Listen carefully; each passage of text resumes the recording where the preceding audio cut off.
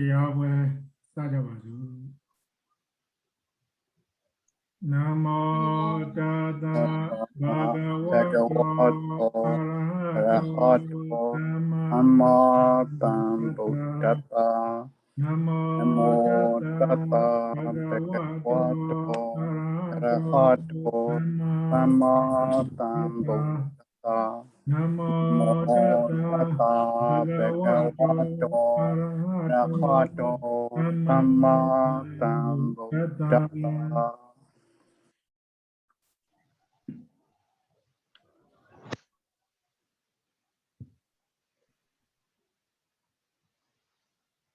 Dini Tadanaro Nit Natangaya Chause Naguni Nyama Takri Tang Donya Shisse Donguni Wagong Nazu Kunayani Krene Natang Nasetakuni Ogula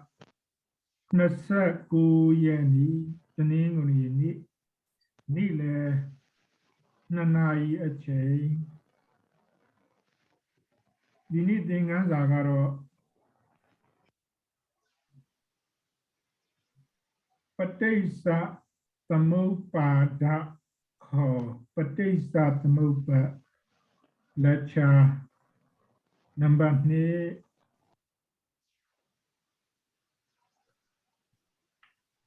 Ayin Taninganiga Patesa Tamupana Patabiro Raja Patesa Tamupalu Kore Shinjageva A Jang A Jogo A Jang A Jo Piede Suragu Piare Nilu Patesa Tamupa Nilu Kore Yo Patesa Tamupama Adiga Api Wahara Sanalong Pare Hey Wahara Sanalongo A John can be the Nauta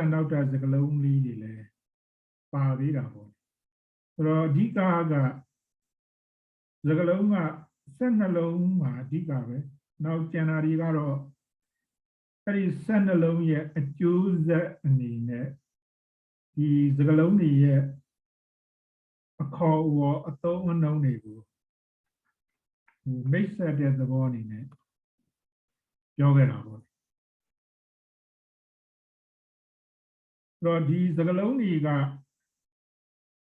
number 2 away than number 8 Tinkara, number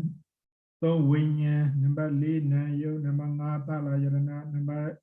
Chow Pata, number Kon Widana, number Shitana, number Ku Ubaran, number 7 Bawa, number 30 Zadi, Sani Saramarana. The Zagaloni are they do, in the bottom a call war makes that baby body. Naraga, but they saw the mopada, yeah, but they saw the mopana, yeah, the galone, alone, she had come. But they saw the mopada Surapale, Shimjagedi. Now, but they saw the mopana Yamalu geology and or but they saw the mopan. Karari will ever in the baga makes that big baby. You know, but they saw the mopazura. Tatigo Jore, but they saw the mopan azura. Jati Jore, your Tati Jati, but they saw the mopan, but they saw the mopan. That is the lonely level, makes the big PV boy. So in the bar, don't a chicken yawabi gurushi. A cool deed about Margaro, but they saw the mopaku. Wu yin and I lila java. Your mu yin sura level, again the battle are bigger စကလုံးတွေကိုအခြေခံပြီးတော့မြတ်စွာဘုရားရဲ့ဟောတော်မူတဲ့အတိုင်းပေါ့ပါဠိဒါကိုမြန်မာတွေဖြစ်တဲ့အတွက်ကြောင့်လို့မြန်မာပြန်ဒါလေးတွေဒီတစ်ပတ်မှာသင်မယ်ပေါ့လေနော်ဒါကြောင့်မလို့ပဋိစ္စသမုပ္ပါဒပါဠိနဲ့ပဋိစ္စသမုပ္ပါဒပါဠိမြန်မာနိတယအပိုင်းကိုကြည့်ကြရအောင်စာမျက်နှာတိပဋိစ္စရွတ်မှာပဋိစ္စသမုပ္ပါဒပါဠိဒီညာဘက်မှာကြတော့ပဋိစ္စသမုပ္ပါဒမြန်မာနိတယပထမအနေနဲ့ပဋိစ္စသမုပ္ပါဒပါဠိကိုတစ်ကနေပြီးတော့7အထိဖတ်ပြပါမယ်နံပါတ်1အဝိဇ္ဇာပစ္စယသင်္ခါရနံပါတ်2သင်္ခါရပစ္စယဝိညာဏနံပါတ်3ဝိညာဏပစ္စယနာမရူပံနံပါတ်4နာမရူပပစ္စယတလာယတနာနံပါတ်5တလာယတနာပစ္စယဖတ်တော်နံပါတ်6ဖတ်တာပစ္စယဝေဒနာနံပါတ်9ဝေဒနာပစ္စယတဏှာနံပါတ်10တဏှာပစ္စယဥပါဒနာနံပါတ်9ဥပါဒနာပစ္စယဘဝနံပါတ်10ဘဝပစ္စယ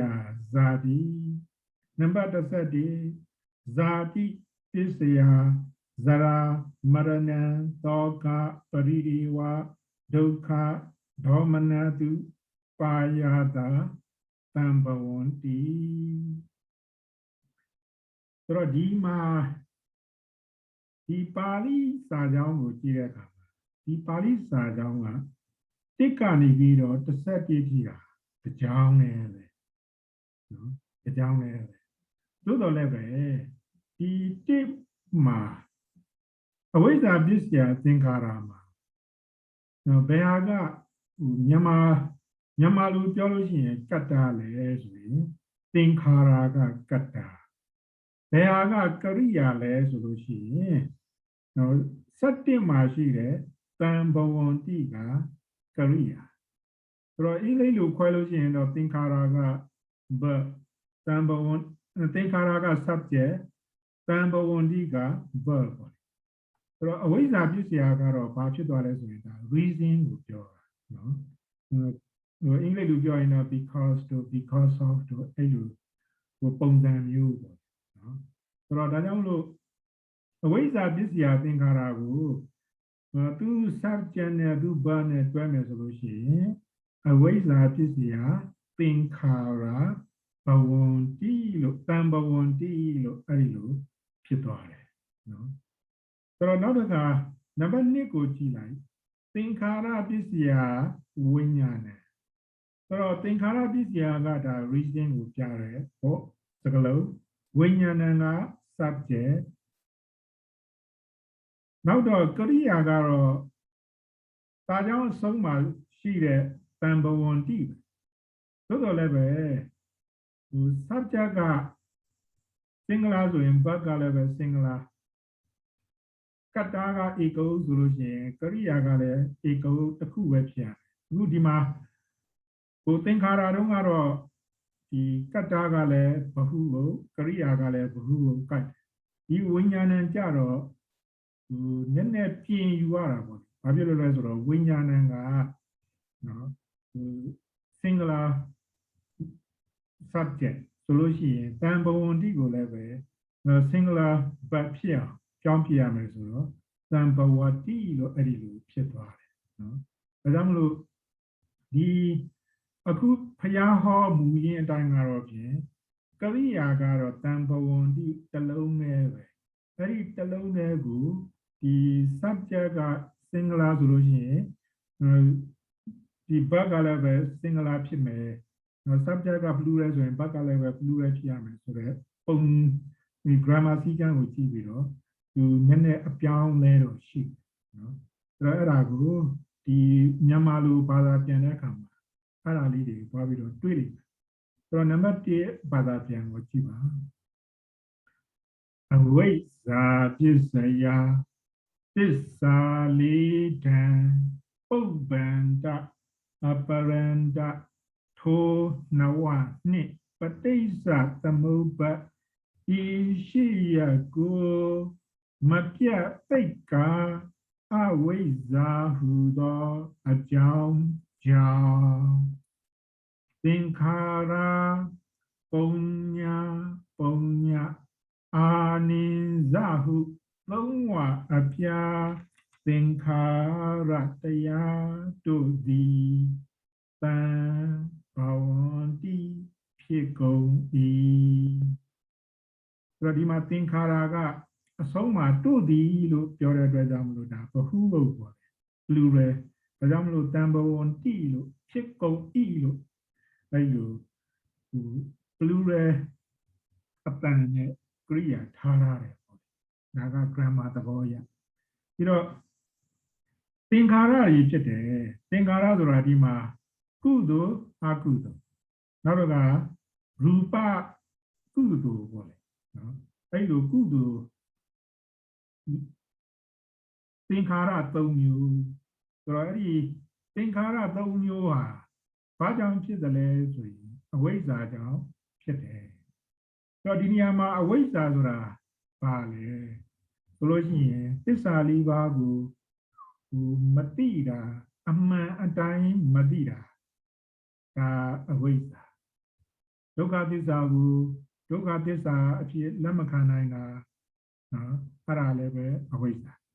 နောက်သမုဒယသစ္စာကိုသမုဒယသစ္စာအဖြစ်လက်မခံနိုင်တာလည်းအဝိဇ္ဇာနောက်တော့ကမဂ္ဂသစ္စာဆိုရင်လည်းဒါမဂ္ဂသစ္စာလမ်းမဟုတ်ဘူးလို့အဲဒီလိုထင်နေတာကလည်းပဲအဝိဇ္ဇာနိရောဓသစ္စာဆိုရင်လည်းဒီနိဗ္ဗာန်ကိုနိဗ္ဗာန်မဟုတ်နိုင်ဘူးမရှိနိုင်ဘူးအဲဒီလိုထင်တာကလည်းပဲအဝိဇ္ဇာနောက်တော့ကပုပ္ပန္တဆိုတာဒီဘဝရဲ့ရှေ့မှာဘာဖြစ်ခဲ့လဲမသိနိုင်ဘူးအဲ့ဒီမသိနိုင်တာကလည်းပဲမသိနိုင်တဲ့ဥစ္စာကိုပုပ္ပန္တလို့ပုပ္ပဆိုတာရှေ့အန္တဆိုတာအဆုံးပေါ့ရှေ့အဆုံးဆိုတော့အရင်ဘဝတုန်းက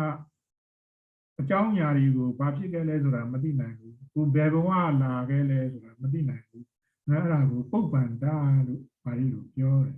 ဆိုတော့ကိုဘယ်ဘဝလာခဲ့တယ်ဘယ်ဘဝမှာဖြစ်ခဲ့တယ်ဆိုတာကိုမသိနိုင်ဘူးအဲ့ဒါလည်းပဲဝိဇ္ဇာပဲနောက်အပရန္တဆိုတာဒီဘဝကနေပြီးတော့ပယ်လွန်သွားပြီးတဲ့နောက်ပိုင်းမှာနောက်ဘဝမှာဘာဖြစ်မယ်ဆိုတာတိတိကျကျမသိနိုင်ဘူးမပြောနိုင်ဘူးအဲ့ဒါကလည်းပဲအဲ့ဒါကိုအပရန္တလို့ပြောတယ်နော်ဆိုတော့ဒါပုပ္ပန္တကအတိတ်ဘဝကိုပြောတယ်အပရန္တကအနာဂတ်ဘဝကိုပြောတယ်နောက်တော့မှထိုနှစ်ဝဆိုတာအဲ့ဒီရှိဘဝအရင်တုန်းကဖြစ်ခဲ့တာကိုလည်းမသိဘူးအခုလာမဲ့ဥစ္စာကိုဖြစ်ခဲ့တာကိုလည်းမသိဘူးနှစ်ခုစလုံးကိုမသိဘူးအဲ့ဒါကိုပေါင်းပလိုက်တာဆိုတော့ဒါလည်းပဲအဝိဇ္ဇာပဲနောက်တော့မှပဋိစ္စသမုပ္ပါ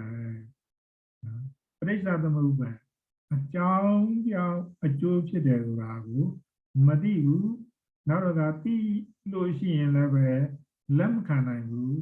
ဒါဘာကြောင့်လဲဆိုရင်အဝိဇ္ဇာကြောင့်နော်ဆိုတော့ဒါကြောင့်မလို့အဝိဇ္ဇာမသိဘူးနော်မသိဘူးလို့ဆိုတာတဲ့အမှန်ကိုအမှန်တိုင်းအမှားကိုအမှားတိုင်းလက်မခံနိုင်တာနားလည်မှုလွဲတာကိုအဝိဇ္ဇာလို့ဒီလိုမျိုးပြောပါတယ်။ဒါကြောင့်မလို့ဒီအဝိဇ္ဇာဟာအခုကိုယ်တဏ္ဍာထဲမှာကိုယ်စိတ်ထဲမှာ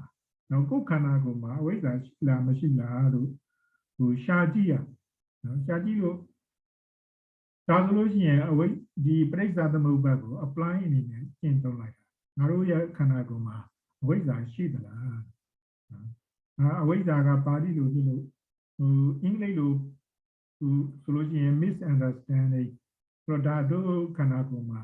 ရှိလားမရှိလားသိကြည့်ဆိုတော့ misunderstanding ဆိုတာရှိတာနော်တခါမှာမှောင်ထဲမှာတွားလို့လမ်းပေါ်မှာ ကုသွားမဲ့လမ်းပေါ်မှာကျိုးလေးကကြာနော်ရတာကိုကျိုးလေးကိုကိုယ်စိတ်ထဲကနေပြီးတော့ထင်လိုက်တာကမွေအဲတော့ကျိုးကိုမွေလို့ထင်တာမျိုးပေါ့လေပြီးတော့အမှန်ကတော့ကျိုးဟာကျိုးပဲမွေဟာမွေပဲသို့တော်လည်းပဲကိုယ်အထင်ကကျိုးကိုမွေလို့ထင်တာမျိုးနော်အဲ့ဒါမျိုးဒါဘယ်သူမှမဆိုဒီ misunderstanding ဆိုတာရှိတယ်ဆိုတော့အဲ့ဒါမျိုးဒီအဝိဇ္ဇာဆိုတော့ဒီမှာအဝိဇ္ဇာဒီရှိတယ်ပြီးတော့အဝိဇ္ဇာဆိုတာမသိဘူးဘယ်ဟာကိုမသိလဲဆိုတာရှစ်ခုသောအကြောင်းတရားကိုမသိတာကိုအဝိဇ္ဇာလို့ပြောတယ်တခါတခါကျတော့ဒီတချို့တရားတော်တွေမှာမြတ်စွာဘုရားရဲ့တရားတော်တွေမှာအဝိဇ္ဇာဆိုတာဘာလဲဆိုရင်သစ္စာလေးပါးကိုမသိတာကိုအဝိဇ္ဇာလို့ဒီလိုမျိုးပြောတာလည်းရှိအခုဒီမှာကတော့ရှစ်ခုပေါ့ပုပ္ပန္ဒအပရန္တနောက်တစ်ခါပုပ္ပန္ဒအပရန္တနောက်ပဋိစ္စသမုပ္ပါသစ္စာလေးပါးနဲ့အဲ့ဒီလေးခုနဲ့ပေါင်းတော့ဒီရှစ်ခုအဲ့တော့ဒီရှစ်ခုကိုမသိတာကိုအဝိဇ္ဇာလို့ပြောတယ်။ဆိုတော့ဒီအဝိဇ္ဇာတရားကြောင့်ဘာတွေဖြစ်နိုင်လဲသင်္ခါရဆိုတော့သင်္ခါရကလည်းစကလုံးတစ်လုံးကျင်းနေတယ်အတိတ်ပဲအမျိုးမျိုးသုံးတယ်ဒီနေရာမှာသင်္ခါရကတော့ပြုလုပ်မှုပြုပြင်မှုဒါကိုသင်္ခါရလို့ပြောတယ်နော်ပြီးတော့ဘာတွေကိုပြုလုပ်တယ်လဲဆိုရင်ကုသိုလ်ပုံညလို့ခေါ်တဲ့ကုသိုလ်ကိုလုပ်တယ်နောက်တစ်ခါအပုံညလို့ခေါ်တဲ့အကုသိုလ်ကိုလုပ်တယ်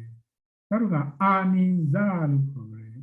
ဒီဇံကုသိုလ်တွေပေါ့အာနိဇဆိုတာမတုံမလှုပ်တာကိုအာနိဇလို့ပြောတယ်အဲ့ဒါကတော့ရူပဇံပေါ့နော်အဲ့တော့ဒီမှာသင်္ခါရဟာ၃မျိုးရှိတယ်သင်္ခါရ၃မျိုးရှိပေမဲ့လည်းများသောအားဖြင့်ဒီလူဘုံလူလောကမှာနေတဲ့သူတွေကတော့ကုသိုလ်နဲ့အကုသိုလ်နှစ်မျိုးပဲရှိနော်ဆိုတော့လူတယောက်ရဲ့နေ့စဉ်ဘဝမှာကုသိုလ်ဖြစ်ရင်ဖြစ်မယ်ကုသိုလ်မရှိရင်အကုသိုလ်ဖြစ်မယ်နော်ဆိုတော့ဘာသာရေးနားမလည်တဲ့သူတွေကတော့များသောအားဖြင့်အကုသိုလ်ဖြစ်ကြတာများတယ်နော်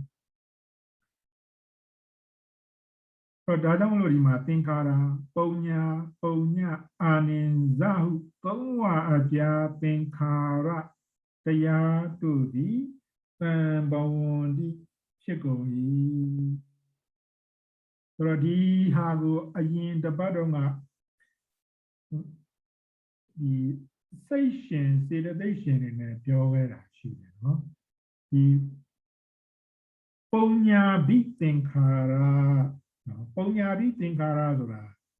မဟာကုသိုလ်စိတ်၈ခုနဲ့မဟာကုသိုလ်စိတ်၈ခုရူပကုသိုလ်၅ခုအဲ့ဒါကိုပုံညာဘိသင်္ခါရလို့ပြောတယ်အဲ့ဒီလိုပြောခဲ့တယ်နော်ဆိုတော့ဒီမှာပုံညာဘိသင်္ခါရဆိုတာကာမကုသိုလ်နဲ့ရူပကုသိုလ်ကိုပုံညာဘိသင်္ခါရနော်နောက်တစ်ခါအပုံညာဘိသင်္ခါရဆိုတာအကုသိုလ်စိတ်12ခုတော့အကုသိုလ်စိတ်12ခုကလည်းပဲလောဘမှုစိတ်10ခုဒေါသမှုစိတ်2ခုမောဟမှုစိတ်2ခုပေါ့ပြီးတော့လောဘပဲဖြစ်ဖြစ်ဒေါသပဲဖြစ်ဖြစ်မောဟပဲဖြစ်ဖြစ်အဲ့ဒါဟာအကုသိုလ်ပဲအပုံညာဘိသင်္ခါရပဲနောက်ပြီးတော့မှအရူပကုသိုလ်စိတ်၄ခု၌ရှင်သောစေတနာကိုအာနိဇာဘိသင်္ခါရလို့ပြောတယ်ဆိုတော့ဒါဒီပုံညာဘိသင်္ခါရအပုံညာဘိသင်္ခါရအာနိဇာဘိသင်္ခါရနဲ့နော်ကာမကုသိုလ်ရူပကုသိုလ်နောက်တစ်ခါအကုသိုလ်နောက်တစ်ခါအရူပကုသိုလ်ဆိုတော့ဒီရူပဘုံကာမဘုံရူပဘုံအရူပဘုံမှာဖြစ်တဲ့ကုသိုလ်စိတ်တွေကိုအကုန်လုံးကိုသိမ်းကျုံပလိုက်တယ်အခုလူဘုံမှာနေကြတဲ့သူတွေအတွက်ကတော့ကုသိုလ်နဲ့အကုသိုလ်ပဲအဖြစ်များတယ်နော်ဒါကြောင့်မလို့လူတရားရဲ့ဘဝမှာကုသိုလ်ဖြစ်ခြင်းဖြစ်မယ်အကုသိုလ်ဖြစ်ရင်အကုသိုလ်ဖြစ်မယ်အဲ့တော့ဒီကုသိုလ်နဲ့အကုသိုလ်နှစ်ခုပဲရှိတယ်ဒါကြောင့်မလို့ဒီမှာအဝိဇ္ဇာပစ္စယသင်္ခါရကုသိုလ် ဖြစ်လို့ရှိရင်လည်းပဲအဝိဇ္ဇာကြောင့်အာကုသိုလ်ဖြစ်လို့ရှိရင်လည်းပဲအဝိဇ္ဇာကြောင့်တဲ့ဆိုတော့တပည့်တော်တို့ကအရှင်များဒီကုသိုလ်လုပ်တဲ့အခါမှာတော့အဝိဇ္ဇာကိုကုန်ကျင်လို့လုပ်တယ်အဝိဇ္ဇာကိုမလို့ခြင်းဘူးအဝိဇ္ဇာဆိုတာအမှောင်နဲ့တူတယ်အဲ့ဒီအမှောင်တွေကနေလွတ်ချင်လို့ကိုကုသိုလ်လုပ်တယ်ကုသိုလ်လုပ်တယ်ဆိုလို့ရှိရင်ဘာဖြစ်လို့တပည့်တော်တို့ကအဝိဇ္ဇာကြောင့်ဒီကုသိုလ်တွေဖြစ်ရတာလေအဲ့ဒီကုသိုလ်လုပ်တဲ့အခါမှာဒီတချို့တွေကဘုံဘဝတွေကိုမဲ့မောပြီးတော့ကုသိုလ်လုပ်ကြတာရှိနော်အဲ့တော့ဒီဖယားလက်ထက်တုန်းကဝိသာခါကနေပြီးတော့အမျိုးသမီးလေးဥပုပ်တယ်တွေကိုမေးတယ်အသက်ကြီးကြီးအမျိုးသမီးတွေကိုဘာလို့ဥပုပ်ဆောင်လဲနောက်တော့ကအသက်အရွယ်အလယ်အလတ်ဖြစ်တဲ့အမျိုးသမီးတွေကိုလည်းမေးတယ်ဘာလို့ဥပုပ်ဆောင်လဲနောက်တော့ကဒီအိမ်တော်မကြသေးတဲ့ငငယ်ရွယ်ရွယ်အမျိုးသမီးလေးတွေကိုဥပုပ်ဘာလို့ဆောင်လဲမေးတယ်ဆိုတော့ဒီအမျိုးသမီးတွေကတချို့ကတော့ဒီသားကောင်းသမီးကောင်းတွေလူချင်းတို့တချို့ကလည်းပဲဒီမိကိုရအားကိုရကောင်းကောင်းလင်းယောက်ျားကောင်းတွေလူချင်းတို့ဒါမျိုးတွေပြောကြတာပေါ့ဆိုတော့အဲ့ဒါတွေကြောင့်ဥပုပ်ဆောင်တယ်ကုသိုလ်ကောင်းမှုပြုတယ်ဆိုလို့ရှိရင်ဒါအဝိဇ္ဇာကြောင့်ကုသိုလ်လုပ်ဖြစ်သွားတယ်လို့ပြောတယ်နော်အဲ့တော့နောက်တစ်ခါဒါကအဝိဇ္ဇာကြောင့်ပုံညာပြီးသင်္ခါရဖြစ်တယ်ဒီလိုအဝိဇ္ဇာကြောင့်ပုံညာပြီးသင်္ခါရဖြစ်တယ်ဆိုရင်တော့ဘုံဘဝကမလွတ်နိုင်ဘူးပေါ့အဲ့တော့အဲ့လိုမဟုတ်ဘဲနဲ့ဒီကုသိုလ်ကောင်းမှုကိုလုပ်တယ်ဆိုတာဒီလိုမျိုးအာတဝ၄ပါးကုန်ရာနိဗ္ဗာန်ကိုလောဘဒေါသမောဟကုန်ရာနိဗ္ဗာန်ရရပါလို့ဤဆိုတဲ့စိတ်ထားမျိုးနဲ့လုပ်တယ်ဆိုလို့ရှိရင်တော့အဲ့ဒီကုသိုလ်ဟာဒီတန်တရာကနေပြီးတော့လွတ်နိုင်တယ်ပေါ့ဒါကြောင့်မလို့ဟာရှင်မြတ်တပည့်တော်တို့ကဒီဘဝမှာဆင်းရဲတယ်ဗျာနောက်ဘဝကျရင်ချမ်းချမ်းသာသာလေးလူဖြစ်လို့ရှိရင်လည်းပဲချောချောလာလာခွေးဖြစ်လို့ရှိရင်လည်းချောချောလာလာနေရာကောင်းကောင်းမုံမုံမှာဖြစ်ကျင်တယ်နတ်သားနတ်သမီးဖြစ်ကျင်တယ်အဲ့လိုဘုံဘဝချမ်းသာမှုကိုညီမှန်းပြီးတော့လုပ်တယ်ဆိုလို့ရှိရင်တော့အဲ့ဒါအဝိဇ္ဇာကြောင့်ကုသိုလ်ဖြစ်တယ်လို့ဒီလိုမျိုးပြောနိုင်တယ်အဲ့လိုမဟုတ်ဘဲနဲ့အဝိဇ္ဇာကနေပြီးတော့လွတ်ချင်တဲ့ကုသိုလ်မျိုးဆိုရင်တတိတော်ဒီဘဝမှာဒါနကုသိုလ်လုပ်တယ်နော်သီလစောင့်တယ်နောက်တော့ကမ္မထန်တရားအားထုတ်တယ်ဒါဒီအဝိဇ္ဇာရဲ့ကုံညာဝိဇ္ဇာကိုမျက်မှောက်ပြုတဲ့နိဗ္ဗာန်ကိုရရပါလို့ဤလိုဒီလိုမျိုးစိတ်ထားနဲ့လုပ်တယ်ဆိုရင်နော်ကုသိုလ်ဖြစ်တဲ့အဝိဇ္ဇာငယ်ကလည်းလွတ်နိုင်တယ်နော်ဆိုတော့အဲ့ဒါထူးခြားချက်ပေါ့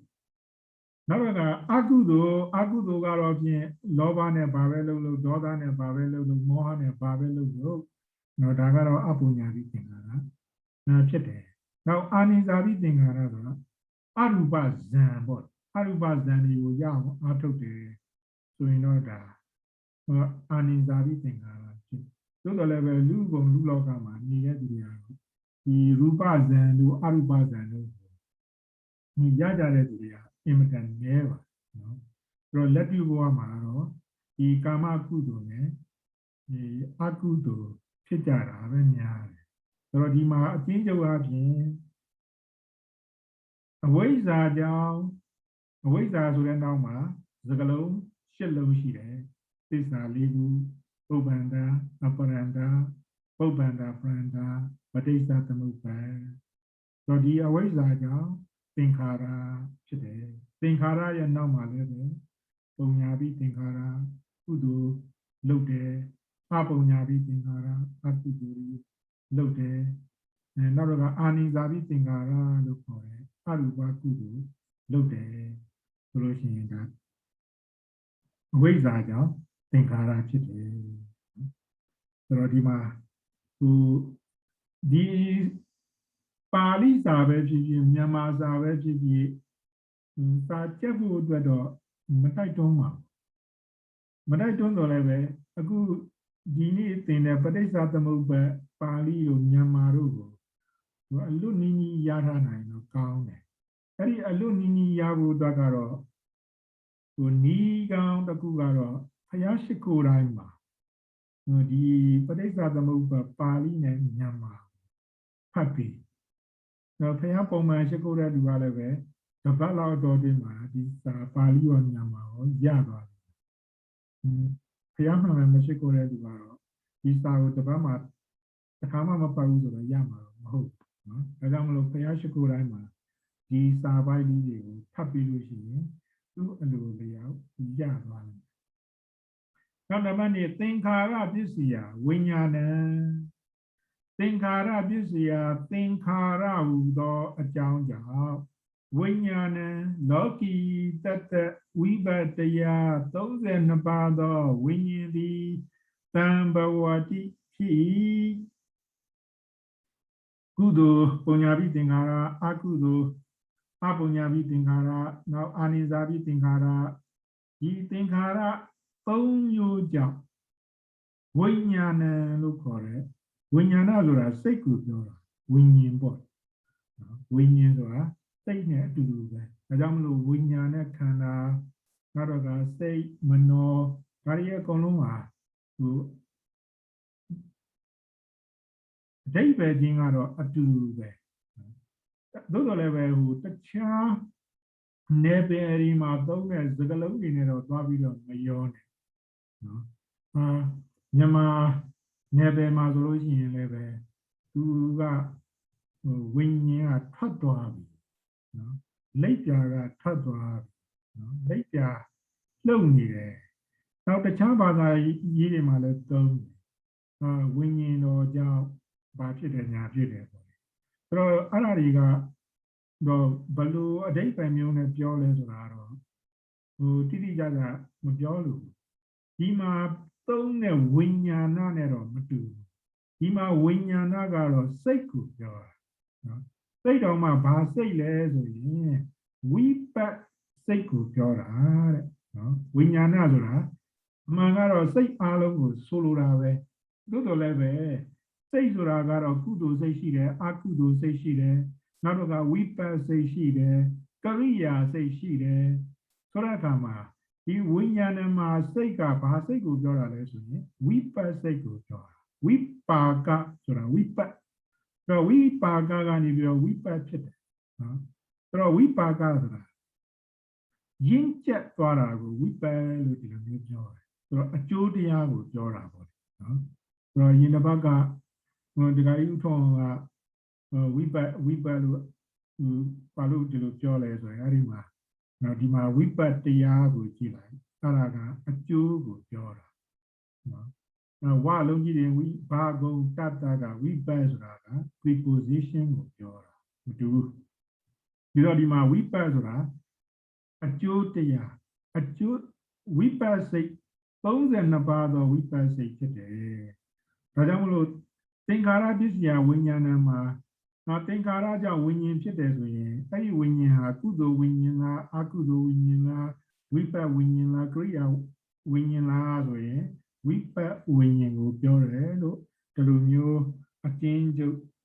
မှတ်ခဲ့ပါနောက်စာရွက်တက်ရွက်ကြလို့ရှိရင်ဒီဥစ္စာကိုအသေးစိတ်သွားပါမယ်အခုကတော့သင်္ခါရကြောင့်ဝိညာဉ်ဖြစ်တယ်အဲ့ဒီဝိညာဉ်ဆိုတာလည်းပဲ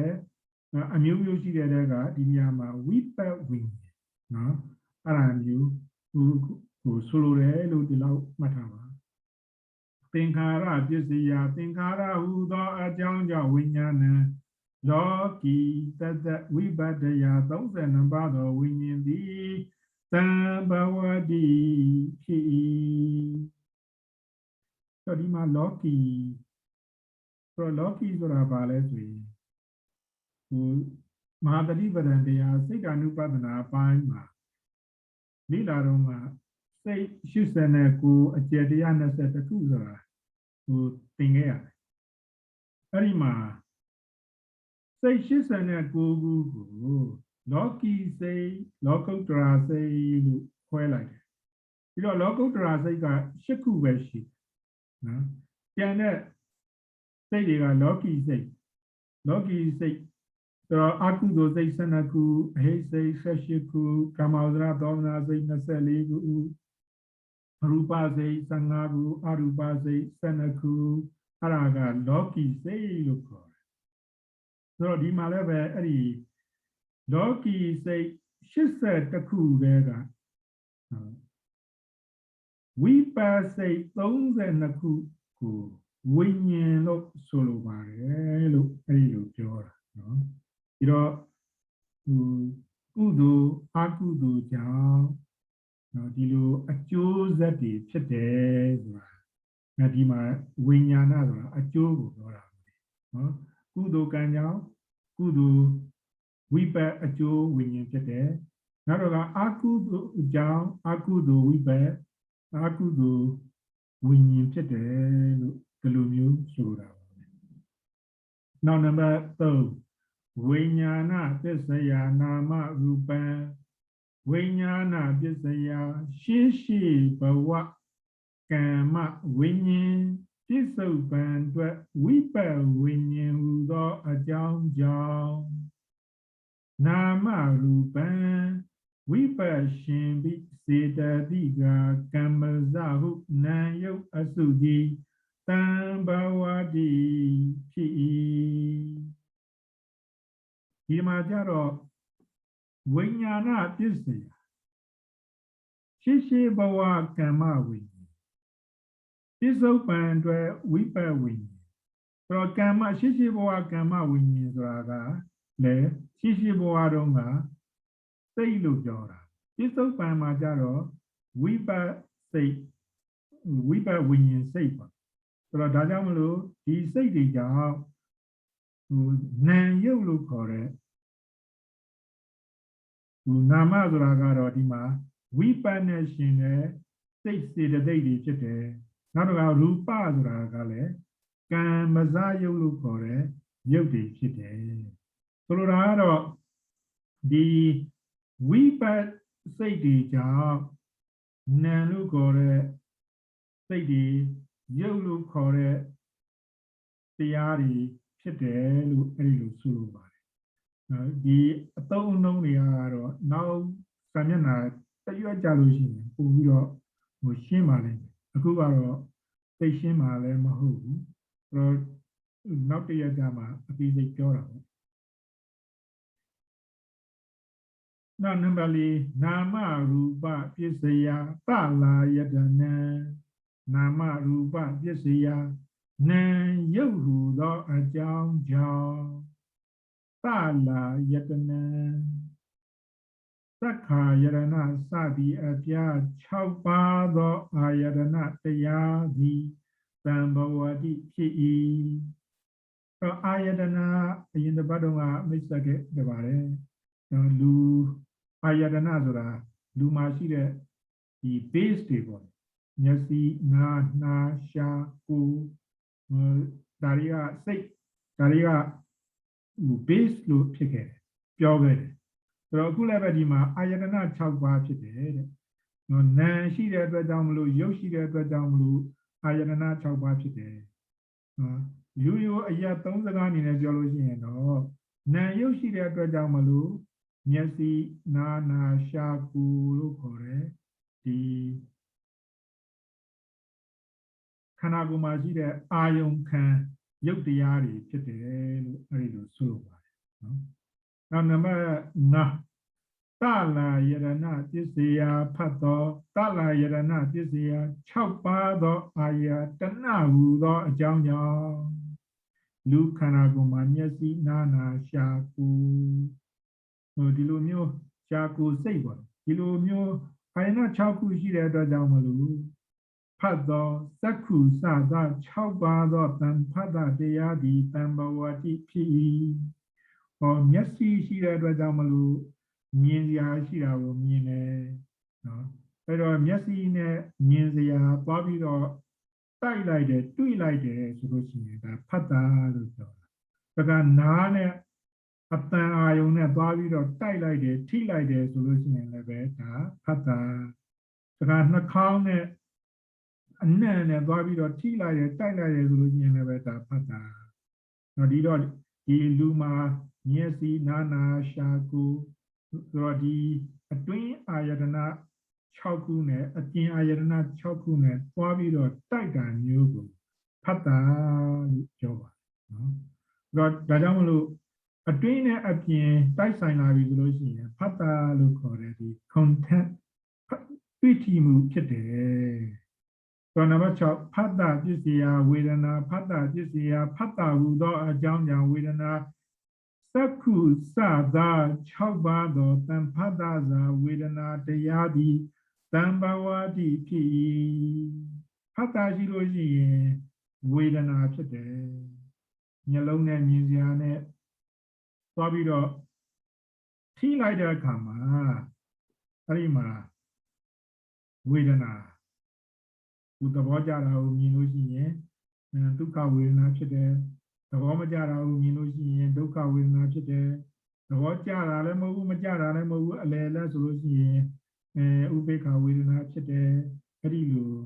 အားမျိုးတွေဖြစ်ပါတယ်တဲ့ဒါကြောင့်လို့ဒီမှာဖတ်တာပစ္စယဝေဒနာနော်ဒီဝေဒနာဘာကြောင့်ဖြစ်လဲဆိုရင်ဒီဖတ်တာလို့ခေါ်တဲ့တွေ့ထိမှုရှိလို့ပါပဲနောက်ဝေဒနာပစ္စယတဏဝေဒနာပစ္စယဝေဒနာဟုသောအကြောင်းကြောင့်တဏရူပတတ္တစသည်6တွဲအကျယ်မြောက်ပွား108ပါးသောတဏတရားသည်တံဘဝတိဖြစ်၏ဝေဒနာကြောင့်ဒုက္ခဝေဒနာဒုက္ခဝေဒနာဥပေက္ခဝေဒနာဆိုတဲ့အကြောင်းကြောင့်တဏှာဖြစ်တယ်အဲ့ဒီတဏှာဆိုတဲ့စကားလုံးကလည်းပဲပြောတော့တာစလုံးနဲ့နော်ဒီရုပ်ကိုတတ်မဲ့လို့ရှိရင်ရူပတဏှာအတန်ကိုတတ်မဲ့လို့ရှိရင်တတ္တတဏှာအဲ့ဒီလိုအကျယ်ပွားလိုက်လို့ရှိရင်6မျိုးရှိပါတယ်တဲ့နော်ဆိုတော့အစင်းအတန်အနံ့ရတာအထီးအတွေ့နောက်သဘောတရားအဲ့ဒါကိုရုပ်ကိုအစင်းကိုတတ်မဲ့လို့ရှိရင်အစင်းကိုတတ်မဲ့တဲ့တဏှာအတန်ကိုတတ်မဲ့လို့ရှိရင်အတန်ကိုတတ်မဲ့တဲ့တဏှာအဲ့ဒီလို6ခုရှိပါတယ်တဲ့အဲ့တော့အဲ့ဒီခုကတော့108ပါးသောတဏှာတရားတွေဖြစ်တယ်တဲ့ဆိုတော့အဲ့ဒါကိုဘယ်လို108ခုတွက်လဲဆိုရင်အကျဉ်းချုပ်ကတဏှာ6ပါးရှိပါတယ်တဲ့ရူပတဏှာသတ္တတဏှာဂန္ဓတဏှာရတ္တတဏှာဖောတ္တပတဏှာဓမ္မတဏှာလို့တဏှာအကျဉ်းချုပ်6ခုရှိတယ်အဲ့ဒီတဏှာအကျဉ်း6ခုကိုကာမတဏှာဘဝတဏှာဝိဘဝတဏှာလို့ခေါ်တဲ့တဏှာ3ပါးနဲ့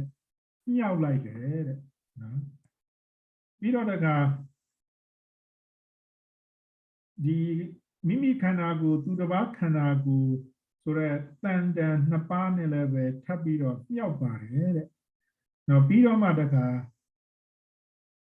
အတိတ်အနာဂတ်ပြစ္ဆုတ်ပံကာလ3ပါးနဲ့လည်းပဲထပ်ပြီးတော့မြောက်ပါတယ်တဲ့အဲ့ဒီအခါမှာတဏှာ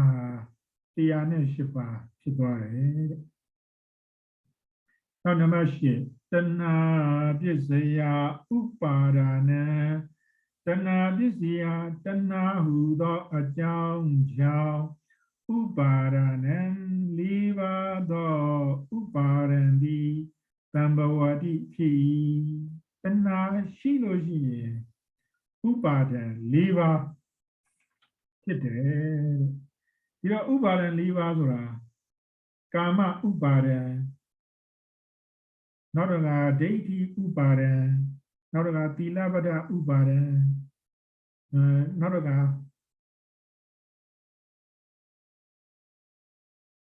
အတ္တဝါဒုပါဒံဆိုပြီးတော့ဥပါဒံ4ပါးဖြစ်ပါတယ်တဲ့ဆိုတော့ဒီဥပါဒံ4ပါးကလည်းပဲနော်စာရွက်တရွက်မှာတိတိကျကျတွေ့ပါလိမ့်မယ်ဒါကြောင့်မလို့ဥပါဒံ4ပါးရှိတယ်အချင်းချင်းမှတ်ခဲ့ပါပြီးတော့ဥပါဒံနဲ့တဏှာနဲ့ဘာကွာလဲဆိုရင်တဏှာဆိုတာကဒီလိုပဲတတ်မှတ်မှုကိုရိုးရိုးအားနေတဲ့တတ်မှတ်မှုကိုတဏှာလို့ပြောတယ်။နောက်ဆွဲဆွဲလန်းလန်းပေါ့လေအစွန်းရောက်တတ်မှတ်မှုအားကြီးတဲ့တတ်မှတ်မှုကိုဥပါဒံလို့ဒီလိုမျိုးပြောပါတယ်နော်။ဒါကြောင့်မလို့တဏှာနဲ့ဥပါဒံဘယ်ဟာကအားကောင်းလဲဆိုရင်ဥပါဒံကအားကောင်းတယ် Now number sajang number ku uparana pisaya bawa uparana pisaya upadan hu tho ajang jang bawa kama bawa upapati bawa di bawa di chi itu bawa ga kama bawa upapati bawa lu 2 မျိုးရှိတယ်နော်ဆိုတော့အဲ့ဒါခဏထားလိုက်ဦးဆိုတော့မြန်မာစကားမှာဥပါဒံကြောင့်ဥပရောက်တယ်ဆိုတာရှိတယ်ဥပါဒံကြောင့်ဥပရောက်တယ်ဆိုတာဒါကိုပဋိစ္စသမုပ္ပါ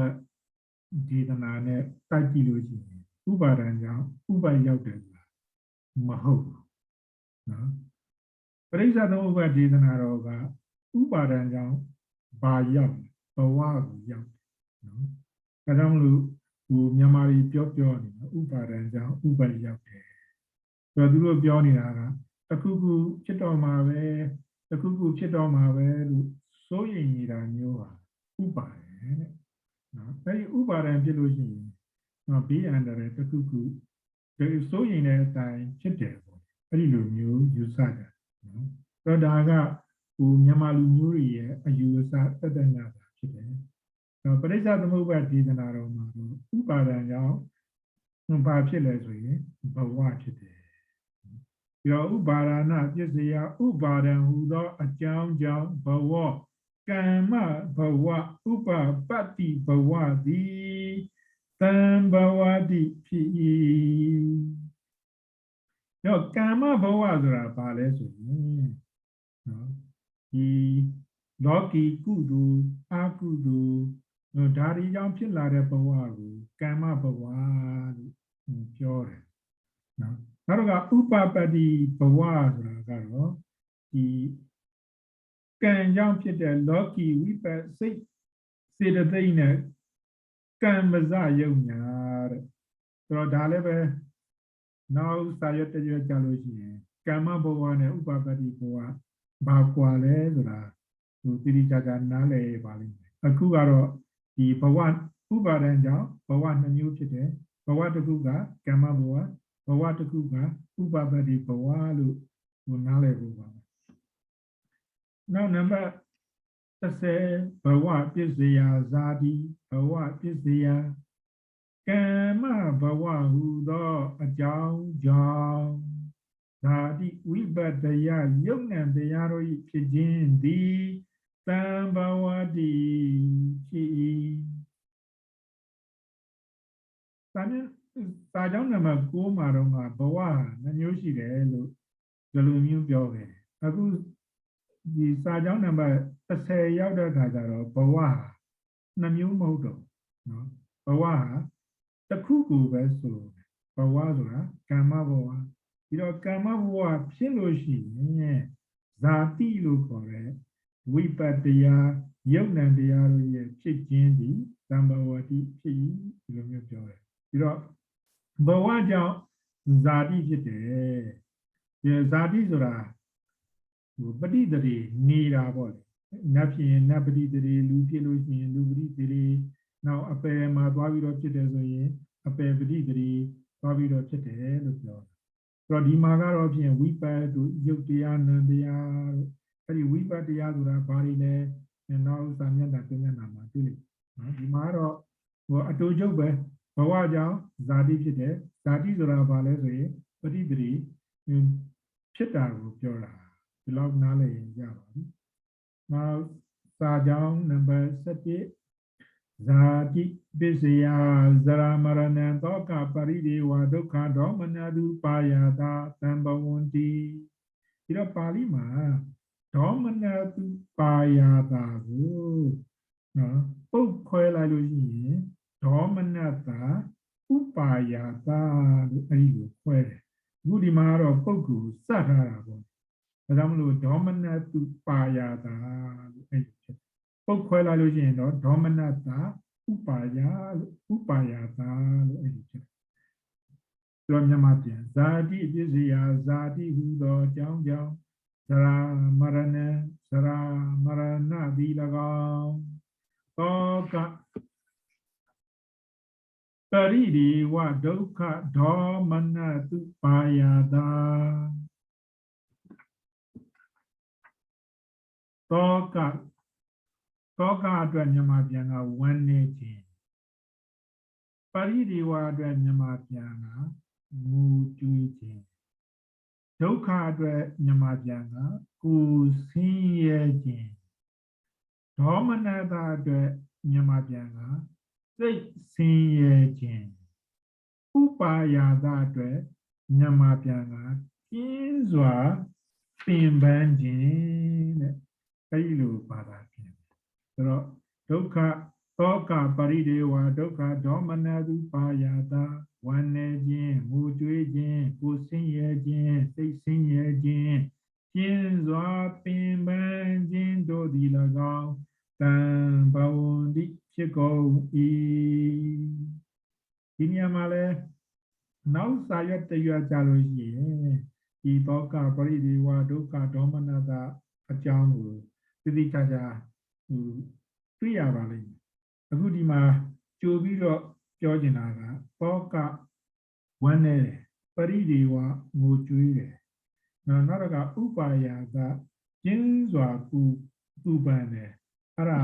ဘယ်လိုလဲဒီမှာဒီကားဒီမှာဖွင့်တာကတော့သောကဆိုတာတဲ့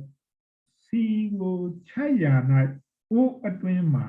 စီကြက်နေခြင်းသည်ဝမ်းနေခြင်းသောကနှင့်တူ၏ဆိုတော့ဒါချက်တဲ့ပြုတ်တဲ့လူတွေအများကြီးသိပါတယ်နော်တခုခုကိုကြော်တော့မယ်လှော်တော့မယ်ချက်တော့မယ်ဆိုလို့ရှိရင်တခါတည်းစီကိုအရင်ချက်စီကအိုးရမှာတခါတည်းပွဲနဲ့စူနေတာမျိုးပေါ့ဆိုတော့အဲ့လိုစီကအိုးရမှာစူနေတာပွက်နေတာမျိုးကြက်နေတာမျိုးဟာသောကနဲ့တူတယ်နောက်ကြက်အားကြီး၍စီညာရှံတဲ့ခြင်းသည်ငိုတန်ထွက်လာခြင်းပရိဒေဝနှင့်တူ၏မိယာများစီရီကလည်းပဲရှံတက်လာတာနဲ့ငိုတန်ထွက်လာတာနဲ့ပရိဒေဝတူတယ်တော့ဘုန်းကြီးကျောင်းမှာတော့စီတော့ချက်တာနဲပါရင်နွေးဦးတယ်လို့ရှိရင်ဒါလည်းရင်နွေးဦးမစူခင်တော့အတန်သိမ့်မထွက်စူကာလမှာလည်းအတန်သိမ့်မထွက်နော်ရင်နွေးဦးကတော်တော်ကြီးကိုအရှိန်အမြင့်ဆုံးကိုရောက်လာပြီဆိုရင်တချွီချွီနဲ့အဲ့လိုအတန်ကထွက်လာဆိုတော့လူတွေမှာဝမ်းနေတယ်ဆိုတော့မျက်စိမျက်နှာမကောင်းရုံလောက်ပဲအဲ့တော့မျက်စိမျက်နှာမကောင်းရုံလောက်ဖြစ်တာကဒါသောကလို့ပြောတာပေါ့ဝမ်းနေတယ်တော့အဲ့ဒီကနေပြီးတော့တခါလေအတန်ကိုမထိန်နိုင်မသိနိုင်ဘလို့မှထိန်လို့မရတော့ဘူးလို့ရှိရင်အဲ့ဒါပရိဒေဝနောက်တော့ကဥပါယတာဟာဘာနဲ့တူလဲဆိုလျံပြီးနောက်ကြံရည်သောစီနာဤကုန်ခန်းသွားအောင်ကြက်ခြင်းသည်အတွင်းဆွေကလွန်စွာပူလောင်သောဥပါယတာနှင့်တူ၏တချို့ကြတော့ငိုလုံးအားကြီးလို့မျက်ရည်မရှိတော့အဲ့တော့မျက်ရည်မရှိတော့ဘူးတချို့ကြတော့လည်းပဲအဲ့လိုစိတ်ထဲမှာမြုံပြီးတော့စိတ်မကောင်းဖြစ်နေအတွင်းတက်တာပေါ့ဆိုတော့အဲ့ဒါကတော့ဥပါယတာလို့ခေါ်ပါတယ်နော်အဲ့ဒါတောကဆိုတာကိုယ်ထဲမှာစီကြတာနဲ့တူတယ်ပရိဒေဝဆိုတာအဲ့လိုစီတွေကကြက်လုံးအားကြီးလို့ဖောက်နဲ့တရှဲနဲ့အဲ့လိုရှံတက်တာမျိုးဟာပရိဒေဝလို့ခေါ်တယ်ငိုကြွေးတာနဲ့တူတယ်နောက်တော့စီတွေကအိုးထဲမှာပဲခန်းချောက်သွားတာပေါ့လူကဘာမှလည်းအဲ့ဒီတော့အသားလည်းမထည့်ဘူးဟင်းဒီဟင်းလည်းမထည့်တဲ့အခါကျတော့စီရီကတခါတည်းမီးရှိန်ကြောင့်ခြောက်သွားတာမျိုးနဲ့ဥပါယတာနဲ့တူတယ်နိဂောဧဝမေတ္တာကေဝလတ္တာဒုက္ခခန္ဓာတာသမုဒယောဟောတိဧဝံဤအဝိဇ္ဇာစရှိသောအကြောင်းတို့ကြောင့်သာ Kiwalanda Dukha Mapet Tata Wa alone so the Dukha Mapezra Dukha Mapawu Dukha Nene Mamashu Dukha Tata Veluga Dukha Mapet Tata Wa alone so Itada Dukha Kandada E Dukha Asu E Samudaya Pijin Di Oti Tinsha E Broda Yaswabia E Patisa Tamuba Pali Saga Nibiro some people. Did he Patisa Tamuba who a yin yadiga jogged. Patisa Tamuba level mutia. Can you enjoy it? Sandra said level mutia. Tajamulu Jong and you look here. Away Zaja, Tinkara Pide, so in Patisa Tamuba led. Away Zaja. Away Zaja, Tinkara Mapibu, Tinkara, Winnie Mapibu, Winnie Jam, Mapibu, Pelo Jong and you like those, but they start the move. So, no, the Bali and Yamane, no, Payashakurai, no, Yoti Patilu, Alu Lea Yala, no, Yala is Rosino, they were level, the Fiji, Pila, no, Rotagamo, he prays out the move, Yamane Pali, okay, alone, Niva, Yapin, a champion. I now say you have now the you are got in the bottom of us, Queen Share in it.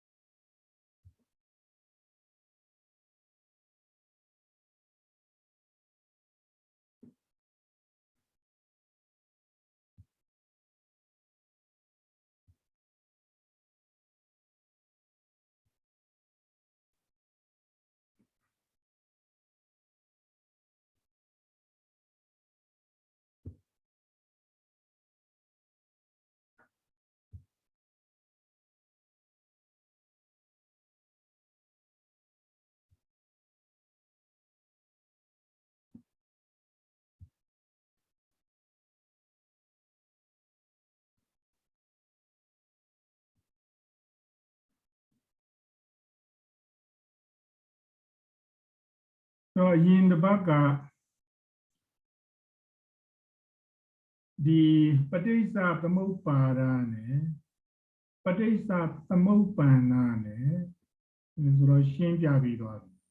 So the Patisa Tamupara, Patisa Tamupana, now Patisa Tamupani, a Jao, a Jew, Napago, Jare. So the Patisa Tamupani is high now. So the PC open, Patani, Zuragaro, now Patan, a Jam would be a Kama, that 3 hours. So now the number the Patesa the move, Otan that Basania, Patesa the move, the Kare, a piece like Shin Diarabo. So a good, the Yinabadonga, the Awayza Jango thing. So the Awayza Jango, Jamio Joy, Awayza, Pisa Liva, Obanda, Aparenda, Obanda, Brenda, Patesa the move, E. Shitana Runai, Mati Mamia, Pongan Capueto, Moha. So Arazologia, Awayza. Piroma, Awayza Jao, Tinkara Pide. Rodagu, Nene Leland. Prabhudima, Ponyabi Tinkara, Ponyabi Tinkara, in the Baruma, Minapioga, Kakudura, Kamawazara Kudu say, Shiku, Rukudura, ရူပဝဇ္ဇရာကုသိုလ်စိတ်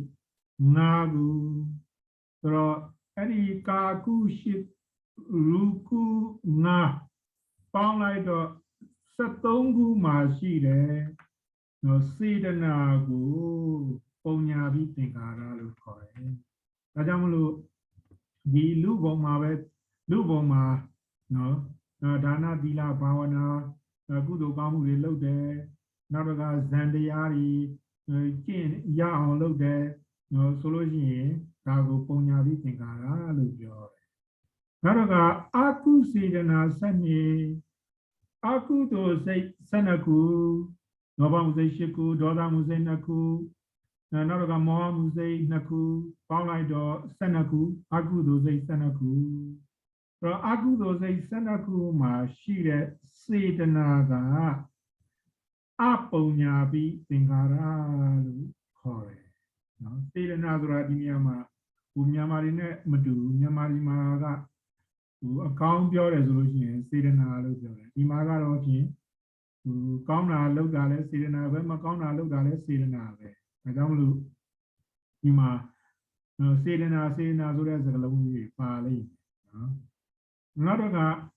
အရူကုစေတနာ၄ခုအရူပကုသိုလ်၄ခုမှာရှိတဲ့စေတနာကိုအာနိဇာဘိသင်္ခါရလို့ခေါ်တယ်ဒါအရူပဇံပေါ့ဒါကြောင့်မလို့သင်္ခါရဆိုတာကုသိုလ်ကြီးအကုသိုလ်ကြီးဒါကိုသင်္ခါရလို့ပြောတယ်ဆိုတော့အခုကာမဘုံမှာဆိုလို့ရှိရင်ကုသိုလ်ကောင်းမှုလုပ်တယ်ဆိုလို့ရှိရင်ပုံညာပြီးသင်္ခါရဖြစ်တယ်ဒါကြတဲ့တတ်တယ်ခိုးတယ်ဝက်တယ်လိမ်ငယ်ညာတယ်အကုန်လုံးဒုစရိုက်မှုတွေကိုကျူးလွန်တယ်ဆိုလို့ရှိရင်အပုံညာပြီးသင်္ခါရဖြစ်တယ်နော်ပြီးတော့မှ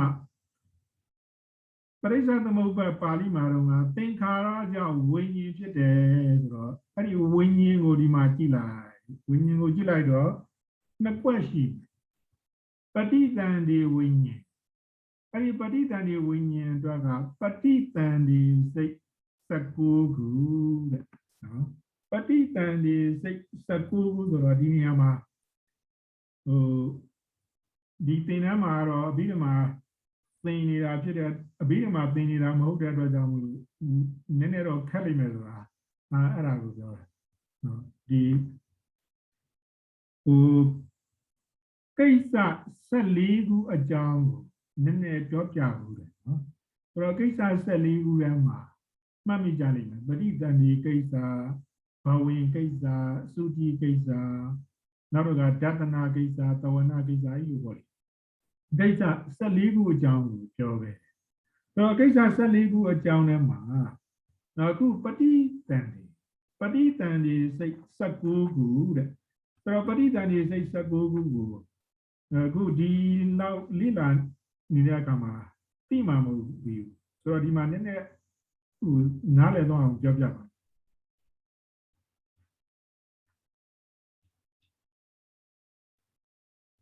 တထထိုကိစ္စသင်္ဃဟ၌ဝါထိုကိစ္စတို့တွင်အဲဒီကိစ္စ14ပါးကိုပြောတယ်အဘိဓမ္မာသင်္ဃထဲမှာတွင်နှစ်ပါးကုန်သောဥပေက္ခာသဟဂတတန်တိရဏာနိစေဝဥပေက္ခာသဟဂုတန်တိရဏစိတ်တို့သည်၎င်းအထ8ပါးကုန်သောမဟာဝိပါကနိသမဟာဝိပတ်စိတ်တို့သည်၎င်းနဝ9ပါးကုန်သောရူပဝိပါကနိသရူပဝိပတ်အရူပဝိပတ်စိတ်တို့သည်၎င်းဣတိဤသို့အကုဏဝိတတိတခုယုတ်20သောစိတ်ဓာနိစိတ်တို့သည်ပဋိသန္ဓိဘဝင်ကသုတိကိစ္ဆာနိနာမပဋိသရေကိစ္ဆာဘဝင်ကကိစ္ဆာသုတိကိစ္ဆာရှိသောစိတ်တို့ညီကုန်၏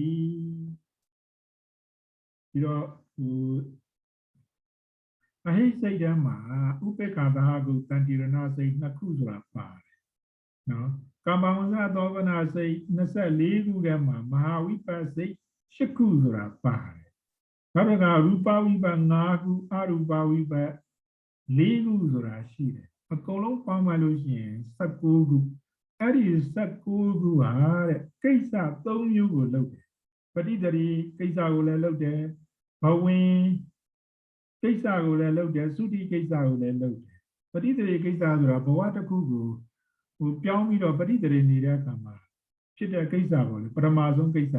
နောက်သုတိဆိုတာဘဝတစ်ခုရဲ့နောက်ဆုံးကိစ္စပေါ့ဘဝင်ဆိုတာကအခုလူဘဝမှာဒီလူဘဝအသက်စိတ်ဖြစ်စဉ်ရက်မသွားအောင်ထိန်းထားတဲ့ဘဝဖြစ်စဉ်အလျင်ပြတ်မသွားအောင်ထိန်းထားတဲ့စိတ်ကိုဘဝင်ကကိစ္စလို့ခေါ်တယ်နော်ဒီတော့ဒီစိတ်ဆက်ကိုခုဟာပဋိသန္ဓေစိတ်လည်းဖြစ်တယ်ဘဝင်စိတ်လည်းဖြစ်တယ်သုတိစိတ်လည်းဖြစ်တယ်ခုဒီမှာဝိညာဉ်လို့ပြောတာဘာကိုပြောတာလဲဆိုရင်ပဋိသန္ဓေစိတ်ဖြစ်တယ်လို့ပြောတာနော်ဒါကိုပဋိသန္ဓေဝိညာဉ်လို့ပြောတာနော်ဒီတော့ဒီမှာရှင်းပြထားတာကိုနည်းနည်းဖတ်ကြည့်လိုက်မယ်အဟိကုသလဝိပပฏิတန်ဒီကျိုးကိုဒွိဟိဩမကကုကုကတာပေဒီဒွိဟိဩမကကုသိုလ်ကံဒီအလွန်အားပေးရာကအာရှိပါရှိသောမနတပฏิတရေကျိုးကိုမပေးနိုင်ထို့ကြောင့်အဟိကုသလဝိပဥပေက္ခသာကိုတန်တေရဏကျိုးကိုပေးရလေသည်အကုသလဝိပဥပေက္ခတန်တေရဏပฏิတရေကျိုးဟာအကုသိုလ်ဝိပများအကုသိုလ်စိတ်များကပေးသည်ဒီအဟိပရိသေရဏကုကိုအဟိပရိသေရအစုံလို့ဆိုတယ်တဲ့ဆိုတော့ဒီနေ့ဒါကြောင့်မလို့ဒီနေရာမှာဒါကတော့နည်းနည်းခက်သွားပြီပေါ့လေဆိုတော့ဒီသင်္ခါရကြောင့်ဝိညာဉ်ဖြစ်တယ်ဆိုတာကဒီပရိသေရဝိညာဉ်ဖြစ်တယ်အခုလူဘဝတုန်းမှာနော်ကုသိုလ်တွေလုပ်တယ်အကုသိုလ်တွေလုပ်တယ်ကုသိုလ်တွေအကုသိုလ်တွေကအကျိုးပေးတဲ့အခါမှာနောက်ဘဝမှာကုသိုလ်ကအကျိုးပေးလို့ရှိရင်ကုသိုလ်အဲ့ဒီကုသိုလ်ပဋိသန္ဓေစိတ်ဖြစ်တယ်အကုသိုလ်ကအကျိုးပေးတယ်ဆိုလို့ရှိရင်လည်းအကုသိုလ်ကပဋိသန္ဓေဖြစ်တယ်အဲ့လိုပြောတာပေါ့ဆိုတော့နောက်တစ်ခါ168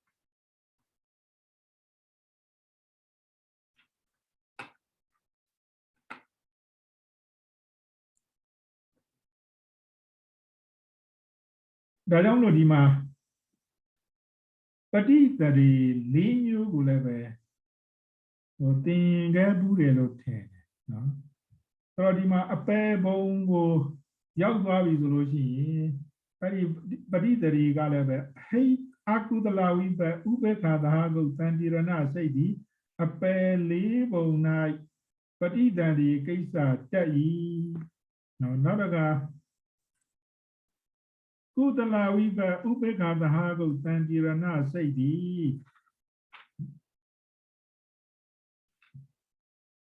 ပฏิတရေအားဖြင့်ကံတော်သူပฏิတရေအားဖြင့်ကံတော်လူတို့အား၎င်းဘုံမစိုးနတ်တို့အား၎င်းဝိနိပါတိကအတုရာတို့အား၎င်းပฏิတရေအကျိုးကိုပေးတယ်ဆိုတော့ကုသလဝိပဥပေက္ခသဟာကုတန်တိရဏစိတ်ဆိုတာလူဘုံလူလောကကိုရောက်တဲ့အခါမှာတချို့တွေကဒီအမေမွေးလာတဲ့ဟိုကဒီမျက်စိမမြင်ဘူးနားမကြားဘူးစကားမပြောတတ်ဘူးအဲ့ဒါကိုဘိဓမ္မာသုံးကဇစ္ဆန္တလို့ပြောတာပေါ့မြန်မာလူပြန်လိုက်တဲ့အခါကျတော့တန်ဒီကန့်သွားတယ်ပေါ့တန်ဒီမအောင်မြင်ဘူးတနည်းအားဖြင့်ဒီပရိသေရစိတ်အားနေတယ်ပေါ့ဆိုတော့ဒါလည်းပဲဒီအားနေတဲ့ကုသိုလ်ကံကြောင့်ဒီလိုမျိုးဖြစ်တယ်နောက်တော့ကဘုံမစိုးနဲ့တွေကလည်းပဲအဲ့ဒီလိုမျိုးပရိသေတွေပဲနောက်တော့ကအတုရာအဲ့ဒီအတုရာတွေကလည်းပဲဟွာဖြစ်တယ်ပေါ့ဒီလိုမျိုးပရိသေတွေပေးတယ်နောက်တော့ကဒီကောင်းတဲ့ဘုံကြလို့ရှိရင်မဟာဝိပဿနာ၈ခုကနေပြီးတော့ပရိသေတွေကျိုးကိုပေးတယ်နောက်တော့ကဒီရူပကုသိုလ်အကုရူပကုသိုလ်အရူပကုသိုလ်တွေကလည်းပဲရူပပရိသေရအရူပပရိသေရအကျိုးဝိပဿနာကိုပြီးတယ်တဲ့ဆိုတော့အဲ့ဒါအကျယ်ချဲ့ပြီးတော့ပြောပြတာပေါ့လူရင်းကတော့ဖြင့်ဒီပရိသေရစိတ်19ခုဟာနော်အပယ်ပရိသေရသူဂတိပရိသေရကောင်းတဲ့ပရိသေရအဲ့လိုမျိုးပရိသေရစိတ်ကိုဖြစ်စေတယ်တဲ့ဒါကြောင့်မလို့ဝိညာဉ်ဆိုတာကပရိသေရဝိညာဉ်စိတ်ကိုပြောတာဆိုတော့နောက်တော့ကဒီကုသိုလ်အကုသိုလ်တွေကပဋိသန္ဓေအကျိုးကိုမပေးရဘူးဆိုလို့ရှိရင်လည်းပဲ နောက်တစ်ချိန်မှာသိမ့်လျော်တဲ့အကျိုးစိတ်တစ်ခုခုကိုပေးတယ်ပေါ့နော်ဒါကြောင့်မလို့ပဝတ္တိဝိညာဉ်ပဝတ္တိဆိုတာပရိသေတွေနေပြီးတဲ့နောက်မှာဖြစ်လာတဲ့များအခြေအနေမျိုးကိုပဝတ္တိလို့ပြောတယ်နော်ဒါကြောင့်မလို့ဒီပဝတ္တိဖြစ်ပြီးသွားတဲ့ပရိသေတွေမျိုးကိုလည်းပေးတယ်လို့မျိုးပြောနော်ဆိုတော့ဒီနောက်တော့ဝိညာဉ်ကြောင့်နာယုတ်ဖြစ်တယ်။ဒါဝိညာဉ်ကြောင့်နာယုတ်ဖြစ်တယ်ဆိုလို့ရှိရင်ဒီအကွက်လေးကိုကြည့်ပဋိသန္ဓေစိတ်16ခုနဲ့ရှင်သောစေတသိက်35ခု။နောက်ပဋိသန္ဓေစိတ်16ခုလို့ပြောလိုက်ရင်တော့တော်တော်ခက်နေပြီ။ဆိုတော့အဲ့ဒီစေတသိက်35ခုဆိုရင်ပိုတော့မှခက်သွားတယ်။ဆိုတော့ဒါလေးကတော့မမှတ်တင်လဲရှိပါစီပေါ့လေနော်ပဋိသန္ဓေနံဖြစ်တယ်နော်ပဋိသန္ဓေနံနောက်တော့ကလောကီဝိပတ်32ခုနဲ့ရှင်သောစေတနာ35ခုဒါကလည်းပဝတ္တိနံဒီဝိညာဉ်ကြောင့်နံဖြစ်တယ်ဆိုတဲ့အခါမှာဘာနံနေလဲဆိုရင်ပဋိသန္ဓေနံပဝတ္တိနံအဲ့ဒါကြီးဖြစ်တယ်ဒီလိုမျိုးပြောတယ်နောက်တော့ကရုပ်ဆိုလို့ရှိရင်လည်းပဲပဋိသန္ဓေရုပ်တည်ဖြစ်တယ်တဲ့ဒီမှာပြောတယ်ပဋိသန္ဓေရုပ်ဆိုတော့ပဋိသန္ဓေရုပ်တွေကဘာလဲဆိုရင်ပဋိသန္ဓေကြောင့်ဖြစ်တဲ့ကံပဇရုပ်20တဲ့အဲ့လိုပြောတယ်ဆိုတော့အဲ့ဒါကိုတော့နည်းနည်းပြောရလိမ့်ဘာဖြစ်လို့လဲဆိုရင်ဒီဇယားရမ်းမှာကပဋိသန္ဓေကံပဇရုပ်20လို့အဲ့ဒီလိုရေးထားယူမဲ့ဒီအဘိဓမ္မာသင်္ဃာလို့ခေါ်တယ်တင်းကြိုကျမ်းထဲမှာနော်ကံပဇရုပ်က18ခုပဲရှိတယ်နော်ကံပဇရုပ်က18ခုပဲရှိတယ်ဆိုတော့ဒီဇယားကိုရေးထားတာတခုခုများမှားနေပြီလားပေါ့နော်ဆိုတော့ဒါကြောင့်မလို့ဒီမှာဘုန်းကြီးကတော့ခုဘာသာကိုပြင်ထားတယ်ပဋိသန္ဓေကံပဇရုပ်20တော့ငါမသိဘူးပေါ့အဲ့တော့ပဋိသန္ဓေကံပဇရုပ်18ခုပဲငါသိတယ်ဒါကြောင့်မလို့ငါသိတယ်လို့ပဲ18လို့ပဲပြင်လိုက်မယ်ဆိုလို့ပြင်လာတာရှိတယ်နော်ဆိုတော့အဲ့ဒါလေးကလည်းပဲနောက်အသုံးတဲမှာပြတဲ့အတွက်ကြောင့်မလို့မှတ်ထားစီနေတယ်နော်ဆိုတော့လူဒီမှာရုပ်တွေကဖြစ်ကြတဲ့အခါမှာအဲ့ဒီရုပ်တွေကို၄မျိုးလောက်ခွဲလိုက်နော်ကံကြောင့်ဖြစ်တဲ့ရုပ်ကိုကံပဇရုပ်စိတ်ကြောင့်ဖြစ်တဲ့ရုပ်ကိုစိတ်တဇရုပ်နောက်တော့ကအစာအသောက်အာဟာရကြောင့်ဖြစ်တယ်ဆိုလို့ရှိရင်အာဟာရဇရုပ်ပေါ့နောက်တော့ကအပူအေးရာသီဥတုကြောင့်ဖြစ်တယ်ဆိုရင်ဥတုဇရုပ်လို့ခေါ်တယ်ဒီတော့ရုပ်က၄မျိုးရှိတယ်ကံပဇရုပ်စိတ်တဇရုပ်ဥတုဇရုပ်အာဟာရဇရုပ်လို့၄မျိုးရှိတယ်အဲ့ဒီ၄မျိုးထဲမှာကံပဇရုပ်18ခုဆိုတာဒီအဲ့ဒါကိုဓာတုကမ္မထာအကြောင်းကိုပြောတော့မှနည်းနည်းသင်ခဲ့တယ်ဆိုတော့ပြန်ကြည့်ပေါ့ဓာတုကမ္မထာဘိုင်းမဟာသတိပဋ္ဌာန်သုတ်တံဓာတုကမ္မထာဘိုင်းမှတ်စုကိုပြန်ကြည့်ပေါ့အခုဒီအဘိဓမ္မာသင်္ကြန်ကျမ်းထဲမှာပြောတဲ့ကံပဇရုပ်18ခုဆိုတာကနော်ပြောပြီနော်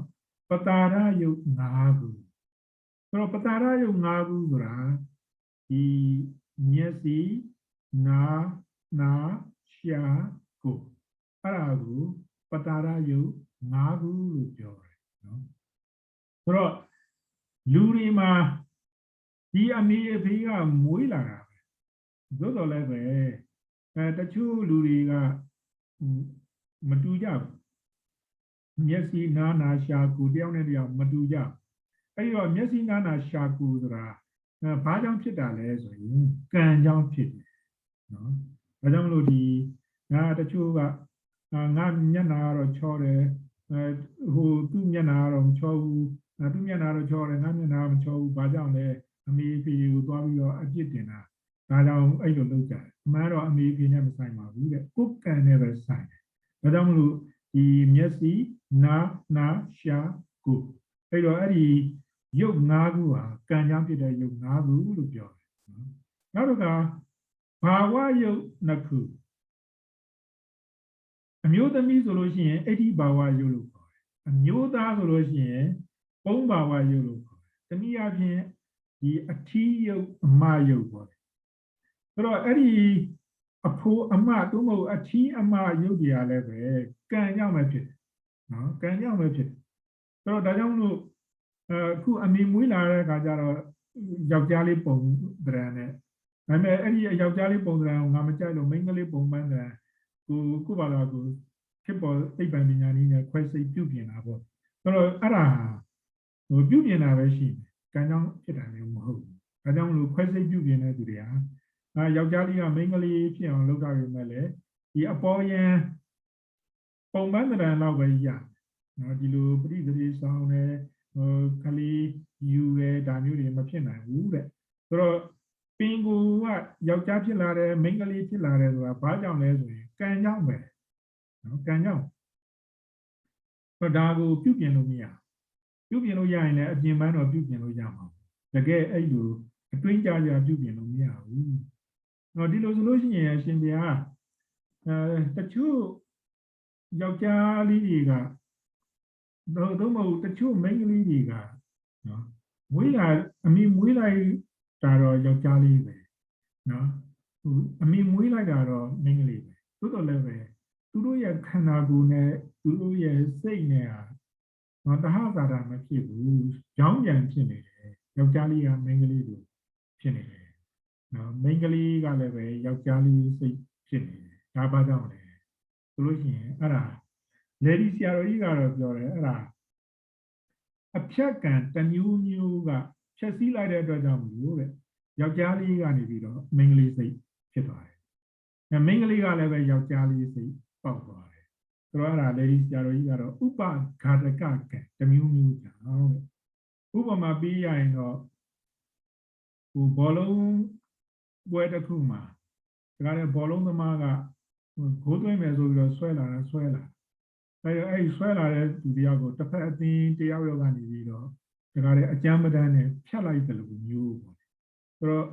အမိပိုင်ထဲမှာယောက်ျားလေးအစ်စ်ဖြစ်ခါနီးနေအဲ့တော့အဲ့ချိန်ကြမှာကံတစ်မျိုးကနေပြီးတော့ဒါကလည်းတားဆီးလိုက်တဲ့အခါကျတော့ယောက်ျားလေးကယောက်ျားလေးဟိုပကတိ 100% ယောက်ျားလေးမဖြစ်တော့နော်သူ့မှာချွင်းချက်ရှိပါတယ်ဒီလိုပဲမိန်းကလေးကလည်းပဲမိန်းကလေးရာခိုင်နှုန်းအပြည့်မဟုတ်တော့ဘူးတနည်းမှာစိတ်ချွတ်ယွင်းသွားတယ်ဆိုတော့ဒါကြောင့်မလို့ဒါအဲ့လိုဖြစ်သွားတာကတော့ကံတစ်မျိုးတားဆီးလိုက်တဲ့အတွက်ကြောင့်မလို့ဒီလိုဖြစ်သွားတာပါတဲ့နော်သို့တော်လည်းပဲဒီယောက်ျားလေးဖြစ်တယ်မိန်းကလေးဖြစ်တယ်ဆိုတာမျိုးကတော့ကံကြောင့်ပဲဆိုတော့နောက်တစ်ခါဇီဝိတယုတ်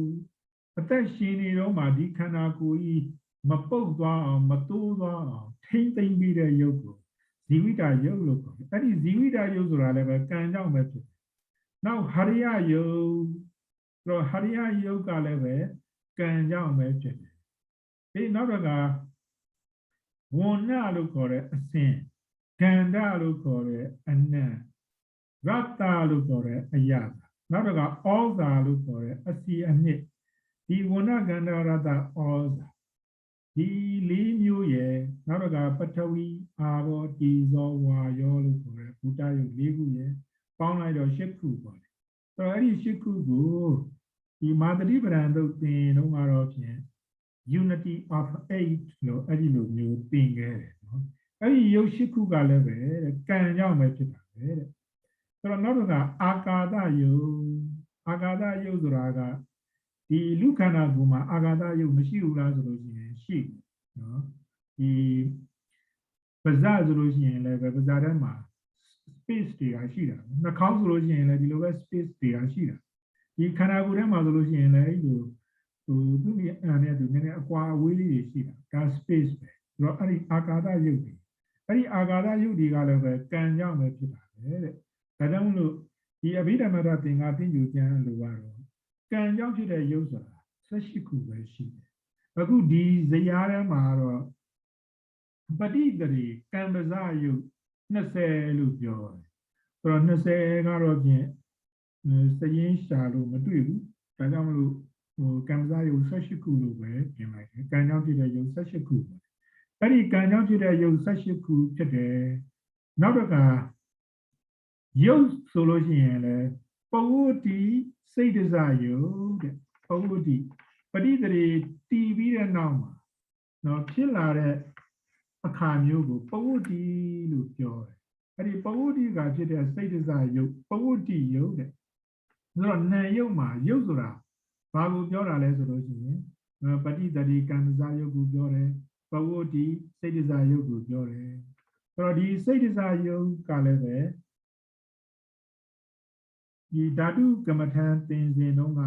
သင်ခဲ့ဘူးတယ်နော်ဆိုတော့အခုအဲ့ဒီဥစ္စာကိုပြန်ပြောပြမယ်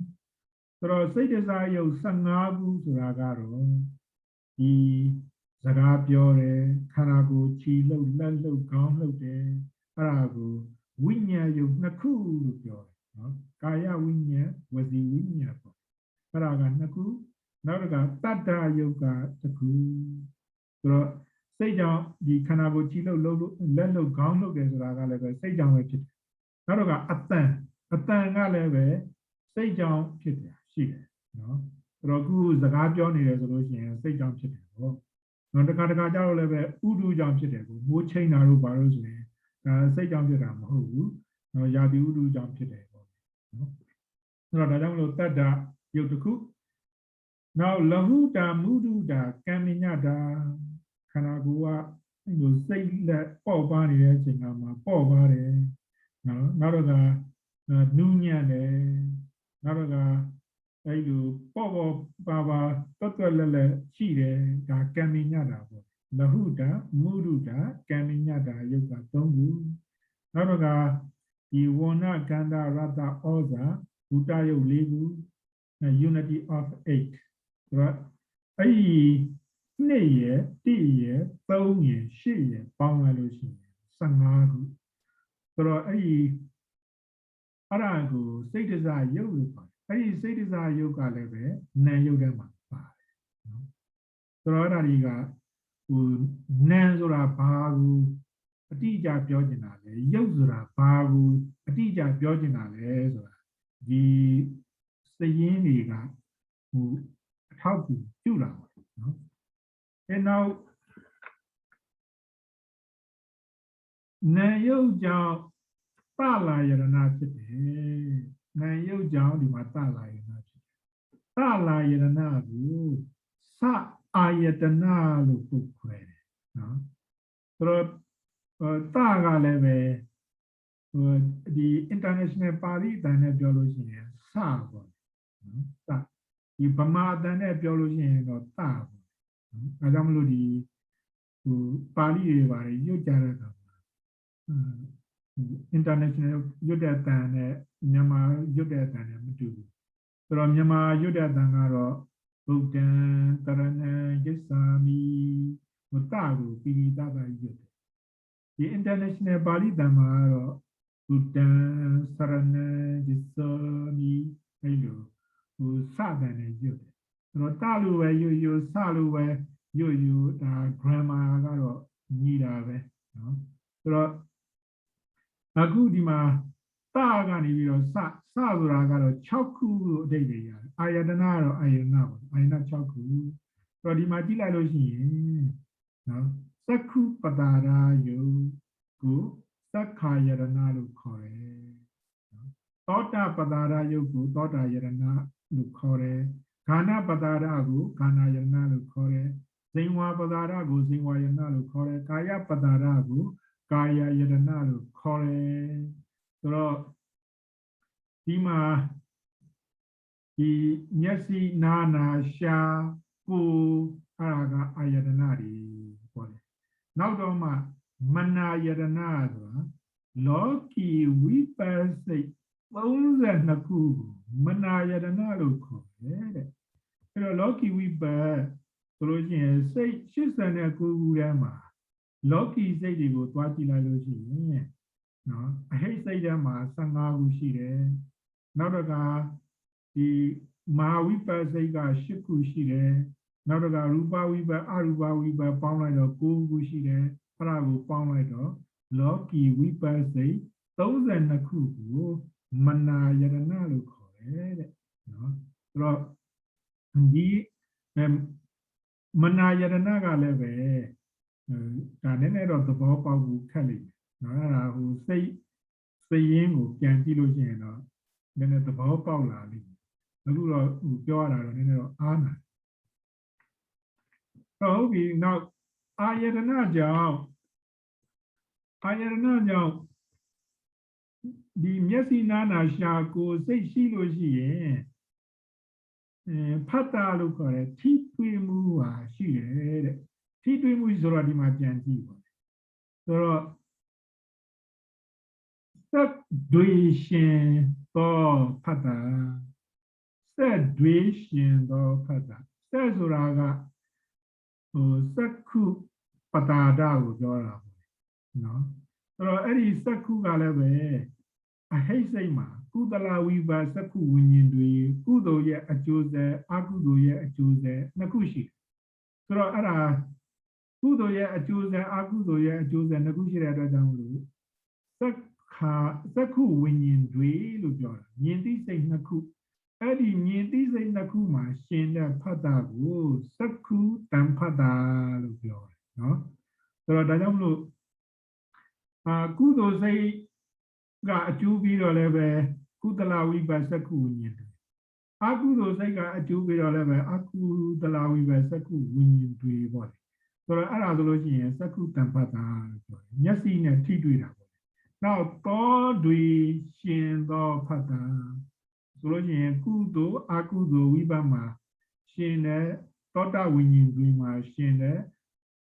ဖတ်တာဟာသောတာတံဖတ်တာဒီလိုပဲဂါတွေဆိုတာကနှာခေါင်းကနှစ်မျိုးရှိလို့ပြောတာမျိုးမဟုတ်ဘူးနှာခေါင်းကနှစ်ပေါက်ရှိလို့ပြောတာမျိုးမဟုတ်ဘူးဒီလိုပဲမျက်စိကလည်းပဲလူတစ်ယောက်မှာနှလုံးရှိလို့စက်တွေလို့ပြောတာမျိုးမဟုတ်ဘူးကုသိုလ်ရဲ့အကျိုးဆက်အကုသိုလ်ရဲ့အကျိုးဆက်အဲ့ဒါကိုဆိုလိုတာပေါ့ဒီတော့ဒီမှာဂါတွေရှင်သောဖတ်တာအဲ့ဒါကိုဂါနတံဖတ်တာဟိုမြန်မာလိုပြောလို့ရှိရင်တော့ဒီနန္တိစိတ်နဲ့ရှင်တဲ့ဖတ်တာကြောင့်ဒီဂါနတံဖတ်တာကိုခေါ်တယ်လို့ပြောတာနောက်တော့ဇိမ်ဝဝိညာဉ်တွေနဲ့ရှိသောဖတ်တာဆိုတော့ဇိမ်ဝဝိညာဉ်တွေဆိုတာလည်းပဲဒီလိုပဲဟိုရှာကြတော့တခုပဲရှိတယ်ဘာကြောင့်မလို့ဇိမ်ဝဝိညာဉ်တွေလို့ပြောလဲဆိုရင်ဒီမှာကုသိုလ်ဝိပါဒံဖြစ်တဲ့ဇိမ်ဝဝိညာဉ်တွေရှိတယ်အကုသိုလ်ဝိပါဒံဖြစ်တဲ့ဇိမ်ဝဝိညာဉ်တွေရှိတယ်အဲ့ဒါဆိုလို့ရှိရင်လည်းပဲဇိမ်ဝဖတ်တာဆိုတော့နောက်တော့ကာယဝိညာဉ်တွေဆိုတော့ဒီလိုပဲကုသိုလ်ဝိပါကာယဝိညာဉ်တွေအကုသိုလ်ဝိပါကာယဝိညာဉ်တွေဆိုတော့အဲ့ဒီနှစ်ခုမှာရှင်တဲ့ဖတ်တာကိုလည်းပဲကာယတံဖတ်တာလို့ခေါ်တယ်နော်ဆိုတော့နောက်တော့ဒီသက္ခုမျက်စိမြင်သိစိတ်ပေါ့လေမြင်သိစိတ်ကြားသိစိတ်နားသိစိတ်စားသိစိတ်နောက်ထိသိစိတ်အဲ့ဒါကိုတော့ဖြင့်အဘိဓမ္မာသုံးလုံးကတော့ဒွိပင်စဝိညာဉ်30နော်ဒွိဆိုတာကတော့နှစ်ခုကိုပြောတာပင်စဆိုတာကတော့5ခုအဲ့တော့ဟိုနှစ်ခုနှစ်စုံစီ5ခုရှိတယ်ပေါ့အဲ့ဒါကိုဒွိပင်စဝိညာဉ်30လို့ပြောတာအဲ့တော့ဒွိပင်စဝိညာဉ်30ဟာဝိပတ်စိတ်တွေပြီးတော့မှလောကီဝိပတ်22ခုဆိုတော့အမှန်တကယ်ကတော့32ခုရှိတာ32ခုထဲမှာ10ခုကိုနှုတ်လိုက်တော့22ခုပဲကျန်အဲ့ဒီ22ခုမှာရှင်တဲ့ဖတ်တာကိုတော့ဖြင့်မနောတံဖတ်တာလို့ခေါ်တယ်တဲ့ဆိုတော့အဲ့ဒါတွေ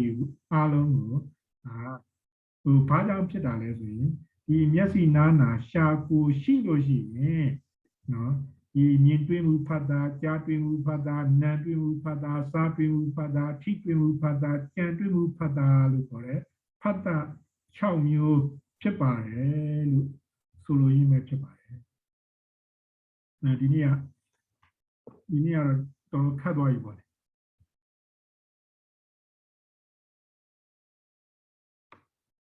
နောက်တစ်ဖက်ချမ်းကိုသွားလိုက်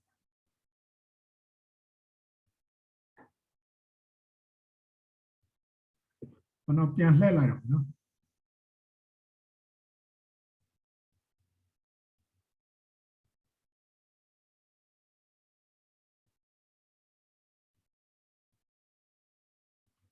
rồi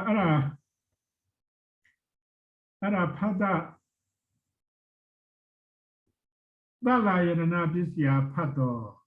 အာယရဏ6မျိုးရှိလို့ဖတ်တာကလည်းပဲ6မျိုးရှိတယ်မျက်စိနာနာရှာကိုယ်စိတ်ရှိလို့ဒီမြင်တွေ့မှုကြားတွေ့မှုနားတွေ့မှုစားတွေ့မှုထိတွေ့မှုကြံတွေ့မှုဖတ်တာတရားတွေဖြစ်တယ်လို့အဲ့လိုမျိုးအကျဉ်းချုပ်နားလေပေါ့နော်ဒီတော့ဖတ်တာပစ္စယဝေဒနာအဲ့တော့ဝေဒနာကလည်းပဲဒီမှာကြည့်လိုက်ပေါ့ဒီအားလည်းပဲအဆောင်အဲ့တော့ပြန်ဆောင်လိုက်ရအောင်အဲ့တော့ဝေဒနာကလည်းပဲဒီလိုပဲနော်ဖတ်တာရှိလို့ရှိရင်ဝေဒနာဖြစ်တယ်အဲ့ဒီဝေဒနာကလည်းပဲစက်တွေရှင်ဝေဒနာသောတွေရှင်ဝေဒနာဂါတွေရှင်ဝေဒနာဇိန်တွေရှင်ဝေဒနာကာတွေရှင်ဝေဒနာဆိုတော့အဲ့ဒါလည်းပဲဒွိပင်္စဝိညာဉ်30မှာရှိတဲ့ဥစ္စာဝေဒနာဒီမျက်စိမှာမြင်သိစိတ်မှာဖြစ်တဲ့ဝေဒနာကိုစက္ခုတံဖတ်တာစာဝေဒနာလို့ပြောတယ်နောက်တော့ကကြားသိစိတ်မှာဖြစ်တဲ့ခံစားမှုကိုသောတာဝိညာဉ်ဝေဒနာလို့ပြောတယ်နောက်တော့ကနှာခေါင်းနာတွေးမှုမှာဖြစ်တဲ့ဝေဒနာကိုဂါနာတံဖတ်တာစာဝေဒနာလို့ပြောတယ်ပြီးတော့မြန်မာလိုသူတို့ရှင်းပြောလို့ရှိရင်တော့နော်ဒီဝေဒနာဆိုတာခံစားမှုမြင်သိစိတ်ကြောင့်ဖြစ်တဲ့ဝေဒနာကြားသိစိတ်ကြောင့်ဖြစ်တဲ့ဝေဒနာနာတွေးမှုကြောင့်ဖြစ်တဲ့ဝေဒနာစားတွေးမှုကြောင့်ဖြစ်တဲ့ဝေဒနာထိတွေးမှုကြောင့်ဖြစ်တဲ့ဝေဒနာနောက်တော့ကကြံတွေးမှုကြောင့်ဖြစ်တဲ့ဝေဒနာလို့ဝေဒနာကလည်းပဲ6မျိုးရှိသွားတယ်လို့အဲ့လိုဆိုလိုပါတယ်ဆိုတော့ဒီစိတ်တွေစေတသိက်တွေကတော့ဒါအသေးစိတ်ကိုရှင်းကြတာပေါ့ဆိုတော့ဝေဒနာပြီးတဲ့နောက်မှာတဏှာဝေဒနာ6မျိုးရှိလို့ရှိရင်တဏှာကလည်းပဲ6မျိုးရှိလိမ့်မယ်နောက်တော့ဒီမှာကြည့်လိုက်ပါရူပါယုံ၌တာယာမှုကိုရူပတဏှာလို့ခေါ်တယ်တတ္တယုံ၌တာယာမှုကိုတတ္တတဏှာလို့ခေါ်တယ်ဂန္ဓာယုံ၌တာယာမှုကိုဂန္ဓာတဏှာလို့ခေါ်တယ်ရတ္တယုံ၌တာယာမှုကိုရတ္တတဏှာလို့ခေါ်တယ်ဖောတ္တဗာယုံ၌တာယာမှုကိုဖောတ္တဗာတဏှာလို့ခေါ်တယ်ပြီးတော့ဒီရူပတတ္တဂန္ဓာရတ္တဖောတ္တဗာမှာမပါတဲ့အာယုံမျိုးကိုတော့ဖြင့်ဓမ္မာယုံလို့ခေါ်တယ်အဲ့ဒီဓမ္မာယုံ၌တာယာမှုကိုဓမ္မတဏှာခေါ်တယ်နော်ဆိုတော့ဒါကြောင့်မလို့တချို့လူတွေကဒီဗီဒီယိုကြိုက်တယ်နော်ဟိုအဲ့ဒီရုပ်ရှင်ကြိုက်တယ်ဆိုလို့ရှိရင်ဒါရူပတဏှာပဲတချို့လူတွေက music တွေကြိုက်တယ်ဆိုရင်ဒါတတ္တတဏှာပဲတချို့တွေကတော့ပန်းနဲ့ရင်မှုနဲ့အဲ့လိုအမျိုးကြိုက်တယ်ဆိုရင်ကဏ္ဍတဏှာတချို့လူတွေကတော့အဲ့လိုအစားအသောက်တွေကြိုက်တယ်ပေါ့ဆိုလို့ရှိရင်ရတ္တတဏှာပေါ့နောက်တော့တချို့လူတွေကတော့အထီးအတွေ့ကိုကြိုက်တယ်ပေါ့ထိုင်ကုန်လှလာလေးမှာထိုင်ကုန်ဣစက်ပေါ်မှာထိုင်နေတယ်ဒါမျိုးကြီးပေါ့လေတချို့လူတွေကအဝတ်စားကောင်းကောင်းကိုမှကြိုက်တယ်ဆိုရင်ဒါဖောတ္တဗတဏှာတွေမှာပါတယ်ပေါ့ဆိုတော့တချို့လူတွေကတော့အဲ့လိုဒီအပေါ်မှာပြောခဲ့တဲ့အစိမ့်လည်းမဟုတ်ဘူးအတန်လည်းမဟုတ်ဘူးအနက်လည်းမဟုတ်ဘူးအရသာလည်းမဟုတ်ဘူးအထီးအတွေ့လည်းမဟုတ်ဘူးကျန်တဲ့အာယုံမျိုးတွေမှာသူကသွားပြီးတော့ตายရတယ်ဆိုလို့ရှိရင်ဓမ္မတဏှာပေါ့ဆိုတော့အဲ့ဒါလည်းပဲဝေဒနာဖြစ်တဲ့အတွက်ကြောင့်မလို့တဏှာဖြစ်တယ်လို့ဘယ်လိုမျိုးဆိုပါတယ်နော်အဲ့တော့ပြီးတော့မှတဏှာကြောင့်ဥပါဒံဖြစ်တယ်ဆိုတော့ဥပါဒံကဒီနေရာမှာ၄မျိုးကာမုပါဒံဒိဋ္ဌုပါဒံသီလပရုပါဒံအတ္တဝါရုပါဒံလို့ဥပါဒံ၄မျိုးဆိုတော့ကာမုပါဒံဆိုတာကဒီအစင်းအတန်အနတ်အယတာမှာဆွဲလန်းတာတက်မှတ်တာကိုကာမုပါဒံလို့ခေါ်တယ်။နော်ဒီလိုလူကြီးဇတ်တော်ထဲမှာဆိုလို့ရှိရင်ဟိုဟိမဝန္တာမှာနေကြတဲ့ယတိတွေကဟိမဝန္တာမှာဖြစ်တဲ့တပြေသီးကိုနော်ချစ်စနိုးနဲ့ခလေးကိုယူပြီးတော့ပေးတယ်။နော်တပြေသီးကိုစားရတဲ့အခါမှာဒီခလေးလေးကဒီတပြေသီးကိုဆွဲသွားတဲ့အခါကျတော့ဒီတပြေသီးမစားရလို့ရှိရင်မနေနိုင်တော့ဘူး။နောက်ယတိတွေကလည်းဒီဟိမဝန္တာကိုပြန်သွားတဲ့အခါကျတော့ဒီခလေးလေးကိုတပြေသီးစုံမဲ့ ယတိတွေကမရှိတော့ဒီကလေးလေးကလည်းတပြေးကြီးမစားတဲ့အခါကျတော့ဒီကလေးလေးကတပြေးကြီးကိုဆွဲလန်းပြီးတော့တည်သွားတာမျိုးရှိတယ်ဆိုတော့အဲ့ဒါဒီကာမှုပါတယ်ထဲမှာပါတယ်ပေါ့နော်ပြီးတော့စင်းတန်နဲ့အရသာအထီးတွေ့ဒါတွေကိုဆွဲလန်းတာကိုကာမှုပါတယ်လို့ခေါ်တယ်အဲ့တော့ကာမှုပါတယ်ဆိုတာဘာကိုပြောတာလဲဆိုရင်လောဘစေတသိက်ကိုပြောတယ်နော်ဆိုတော့ဒီကာမဥပါတယ်ကာမဂုဏ်အာယုန်တွေကိုဆွဲလန်းနေဆိုလို့ရှိရင်လောဘပဲပြီးတော့ဥပါဒနာများတော့ကာမှုပါတယ်ဆိုတော့နောက်တော့ကဒိဋ္ဌုပါတယ်အလှအကျိုးစားပြီးမရှိဘူးယူမှုဒိဋ္ဌိလူတာကုံသွားတာပဲဒါမျိုးကြီးယုံလို့ရှိရင်တဲ့အဲ့ဒီဒိဋ္ဌုဥပါတယ်ဆိုတော့နောက်တော့ကသီလပတုပါတယ်နွားခွေးအချင်းချင်းတန္တရာမစင်ကြယ်ဤဟုယုံမှုဒိဋ္ဌိဒါသီလပတုပါတယ်လို့ခေါ်တယ်နောက်တော့ကအတ္တဝါရုပါတယ်တက္ကာယဒိဋ္ဌိတဲ့အဲ့တော့တက္ကာယဒိဋ္ဌိဆိုတာလည်းပဲတော်တော့ဒီဝိပဿနာတရားဟောတဲ့အခါမှာတော်တော်အသုံးများတယ်နော်ဆိုတော့ဒီတက္ကာယဒိဋ္ဌိဆိုတာဘာလဲဆိုရင်အခုတက္ကာယဆိုတာအားလုံးရခန္ဓာကိုယ်တက္ကာယဆိုတော့ပါဠိမှာကတော့တန်တော်ကာယောတက္ကာယောတန်တော်ထင်ရှားရှိသောကာယောကိုယ်ဒီတက္ကာယောတက္ကာယနိဆိုတော့အချင်းပြောလို့ရှိရင်လူတူတယောက်မှာနော်ဒီယုတ်ခန္ဓာနောက်ဝေဒနာခန္ဓာပညာခန္ဓာသင်္ခါရခန္ဓာဝိညာဏခန္ဓာလို့ခေါ်တဲ့ခန္ဓာ၅ပါးရှိတယ်အဲ့ဒီခန္ဓာ၅ပါးကိုတက္ကာယလို့ပြောတာနော်ဆိုတော့အဲ့ဒီခန္ဓာ၅ပါးရဲ့အပေါ်မှာဒါငါရုပ်ပဲဒါငါခံစားမှုပဲဒါငါမှတ်သားမှုပဲနော်ဒါမျိုးဆွဲလန်းတာမျိုးကိုတက္ကာယဒိဋ္ဌိလို့အဲ့ဒီလိုမျိုးပြောတယ်ဆိုတဲ့အတွက်ကြောင့်မလို့တက္ကာယဆိုတာကတော့လူတိုင်းရှိအဲ့တော့အဲ့ဒီအပေါ်မှာဒါငါခန္ဓာကိုယ်ပဲငါခံစားမှုပဲလို့အဲ့ဒီလိုမျိုးယူဆသွားတယ်ဆိုလို့ရှိရင်အဲ့ဒါကိုတက္ကာယဒိဋ္ဌိလို့ခေါ်တယ်နော်ဆိုတော့အဲ့ဒီတက္ကာယဒိဋ္ဌိနဲ့ပတ်သက်ပြီးတော့ဒီမိုးကုတ်ဝိနည်းဆရာဆိုတဲ့စာအုပ်တုံးမှာဆုံးဖြတ်ချက်ချရတာလေးကိုနည်းနည်းဘုဒ္ဓတာဖြစ်ပြောပြတယ်မိုးကုတ်ဝိနည်းဆရာစာမျက်နှာ393မှာမိုးကုတ်ဆရာတော်ကြီးတရားတစ်ပုဒ်ကိုကောက်နှုတ်ထားတယ်တက္ကာယဒိဋ္ဌိဆိုတာမတ္တာဖို့တာတရားပဲနော်ဆိုတော့မိုးကုတ်ဆရာတော်ကြီးကပြောတယ်လူတွေမှာတက္ကာယဒိဋ္ဌိရှိလို့ရှိတယ်သောတာပန်သဂရကံအနာကံယဟန္တာမဖြစ်နိုင်ဘူးမတ္တာတယ်ဆိုတော့သောတာပန်သဂရကံအနာကံယဟန္တာမဖြစ်နိုင်ဘူးဆိုမှတော့သောတာပတိဖို့သဂရဂ ामि ဖို့အနာဂ ामि ဖို့အရဟတဖို့ဒါတွေလည်းပဲမဖြစ်နိုင်ဘူးလို့အဲဒီလိုဟောတယ်ပေါ့လေဆိုတော့ဒါကြောင့်မလို့တက္ကာယဒိဋ္ဌိရှိလို့ရှိရင်မတ္တာဖို့တာတရားမျိုးလားဟုတ်သလားမဟုတ်ဘူးလားဆိုတာကိုနော်ဒီနိုင်ငံတော်ပြည်ကြဝီနည်းတို့အဖွဲ့အမှတ်7ကဆုံးဖြတ်ချက်ချတယ်နော်ဆိုတော့အထကထာမှာလူဒီမှာတက္ကာယဒိဋ္ဌိရှိလို့ရှိရင်နတ်ရွာသူဂတိကိုလည်းမတားဘူးမတ်ဖို့ကိုလည်းမတားဘူးအခုလူတွေမှာဒါငါခန္ဓာကိုယ်ပဲဒါငါခံစားမှုပဲဒါငါမှတ်သားမှုပဲလို့ဆွဲလန်းနေုံတက္ကာယဒိဋ္ဌိရှိုံနဲ့တက္ကာယဒိဋ္ဌိရှိပြီးတော့ကုသိုလ်ကောင်းမှုတွေပြုတယ်နတ်ပြည်ကိုမရောက်နိုင်ဘူးလားဆိုရင်ရောက်နိုင်တယ်မတားဘူးတဲ့နောက်တော့သောတာပန်သဂရကံအနာကံမဖြစ်နိုင်ဘူးလားဆိုတော့မဟုတ်ဘူးတဲ့တက္ကာယဒိဋ္ဌိရှိပြီမဲ့လည်းမက်ဖို့မတားပါဘူးတဲ့ဒါအထကရာကပထမနီးအနေနဲ့ပြောတယ်နောက်အထကရာကဒုတိယနီးအနေနဲ့ပြောတဲ့အခါကျတော့တက္ကာယဒိဋ္ဌိရှိလို့ရှိရင်တဲ့မတ္တာဖို့တာတရားဖြစ်တယ်လို့အဲ့ဒီလိုအထကရာကဖွင့်ပါတယ်ဒီတော့ဒီအထကရာရဲ့ဒုတိယအဖွင့်အလိုကအားလုံးလိုကတနည်းမဟုတ်တနည်းတော့တက္ကာယဒိဋ္ဌိရှိကြတယ်အဲ့တော့တက္ကာယဒိဋ္ဌိရှိတယ်ဆိုလို့ရှိရင် ဝိပဿနာတရားဘလောက်ပဲအားထုတ်မက်တရားဖို့တရားကိုမရနိုင်ဘူးဆိုတော့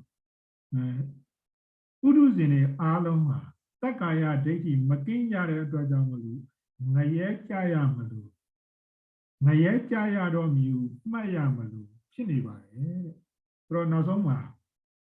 ဒါပထမနီးအထကရာပထမနီးကတစ်မျိုးဒုတိယအဖွင့်နီးကတစ်မျိုးဆိုတော့ဒီနိုင်ငံတော်တိကျဝင်ကြီးတို့အဖွဲ့ဆရာတော်တွေကကြမ်းညှိလိုက်တာပေါ့နော်ကြမ်းညှိတယ်ဆိုတာကပထမအဆိုနဲ့ဒုတိယအဆိုနဲ့ကတိတ်ပြီးတော့ဟွာမဖြစ်ဘူး match မဖြစ်ဘူးအဲဒီ match မဖြစ်တဲ့အခါကျတော့ကြမ်းညှိတဲ့အခါကျတော့နောက်ဆုံးမှာဖြတ်ပြီးတော့ဖတ်လိုက်ပုရုဇဉ်မှန်သမျှတက္ကာယဒိဋ္ဌိမကင်းကြတော့လေထိုတက္ကာယဒိဋ္ဌိကိုသူတော်ကောင်းများထံချင်းကပ်ယူသူတော်ကောင်းတရားကိုယူပြီးစွာမှတ်သားနာယူခြင်းယုတ်နံတရားတို့၏သဘောတဘာဝကိုနာယူမှတ်သားညာတပရိညာဖြစ်ပွားစေခြင်းဖြင့်တည်ငါတခဏပဲခွာထားခြင်းတိရဏပရိညာစိသူညှိ၍ကိုယ်တိုင်ယုတ်နံတို့၏အနိစ္စဒုက္ခအနတ္တသဘောတို့ကိုသိမြင်အောင်ကြိုးစားအားထုတ်ခြင်းဖြင့်ပဲခွာနိုင်လေသည်ဒီတော့အခုလောလောဆယ်ကတော့လူတိုင်းကတော့ကိုယ်ခန္ဓာကိုယ်ကိုငါယုတ်ပဲငါခံစားမှုပဲဒီလိုမျိုးတက္ကာယဒိဋ္ဌိရှိတယ်ဒီတက္ကာယဒိဋ္ဌိရှိရမယ်လေအဲ့ဒါကိုဒီတရားကိုနာတယ်တရားကိုကျင့်တယ်ဆိုတဲ့နည်းနဲ့တခဏပဲဖြစ်ဖြစ်တည်ငါပဲဖြစ်ဖြစ်ကြိုးစားပြီးတော့ခွာပါတဲ့အဲ့လိုကြိုးစားပြီးတော့ခွာလို့ရှိရင်ဒီတက္ကာယဒိဋ္ဌိဟာအပယ်ကိုလည်းပဲမချနိုင်ပါဘူးတဲ့နောက်မတ္တာဖူတာအနေနဲ့လည်းပဲမလုံနိုင်ပါဘူးတဲ့အဲ့ဒီလိုမျိုးဒီနိုင်ငံတော်တိကျဝန်ကြီးတို့အဖွဲ့အမှတ်7ကနေပြီးတော့ကြမ်းညှိပြတာရှိပါတယ်နော်ဒါကြောင့်မလို့ဒီမှာဒီအတ္တဝါဒုပါတယ်အတ္တဝါဒဥပါဒံပေါ့ဆိုတော့အတ္တဝါဒဥပါဒံဆိုတာကလူတွေမှာတချို့ဘာသာတရားတွေကအဆုံးမပေးတယ်မျက်စိနဲ့မြင်တယ်ဆိုရင်အတ္တကမြင်တာနားနဲ့ကြားတယ်ဆိုလို့ရှိရင်အတ္တကကြားတာနှာခေါင်းနဲ့နံတယ်ဆိုလို့ရှိရင်လည်းအတ္တဆိုတဲ့အကောင်ကြီးကနမ်းတာအဲ့ဒါလူဆွဲလန်းတာမျိုးကိုအတ္တဝါဒဥပါဒံလို့ပြောတာဆိုတော့အဲ့ဒီအတ္တဝါဒဥပါဒံရှိလို့ရှိရင်တက္ကာယဒိဋ္ဌိရှိတယ်အဲ့ဒီတက္ကာယဒိဋ္ဌိရှိလို့ရှိရင်နော်အခုစောတုန်းကပြောခဲ့သလိုပဲအထကရာပထမနည်းကတော့မတ္တာဖူတာတွေဖြစ်နိုင်တယ်နတ်ရွာသူပတိတားနိုင်တယ်နောက်အထကရာဒုတိယတနည်းကျတော့ငါမတားနိုင်ဘူးပြောပြန်တယ်အဲ့ဒါကိုကြမ်းညှိလိုက်တော့ဒီတက္ကာယဒိဋ္ဌိဆိုတာလူတိုင်းလူတို့မှာရှိကြတယ်အဲ့ဒါကိုတို့မှာတက္ကာယဒိဋ္ဌိရှိတယ်အဲ့ဒါကိုဒီတရားနာတယ်တရားကျင့်တယ်နည်းနဲ့ပဲခွာထားနိုင်တယ်ဆိုလို့ရှိရင်တော့ငရဲလည်းမကြနိုင်ဘူးเนาะအပယ်ငရဲလည်းမကြနိုင်ဘူးပြီးတော့ဒါဒီကိုစူးစမ်းအားထုတ်နေတဲ့တရားကိုကျင့်ကြံတဲ့အတွက်ကြောင့်မလို့မတ္တဖူတာလည်းမဖြစ်နိုင်ပါဘူးအဲ့ဒီလိုမျိုးမှတ်သားသင့်ပါတယ်ဆိုဆုံးဖြတ်ချက်ချတာပါเนาะဆိုတော့ဒါကြောင့်မလို့အချိန်ကလည်းပဲ3 နာရီနဲ့30ခွန်ဖြစ်သွားပြီတဲ့ကြောင့်ဒီဥပါဒေအပိုင်းနဲ့ပဲဒီနေ့နားကြပါစို့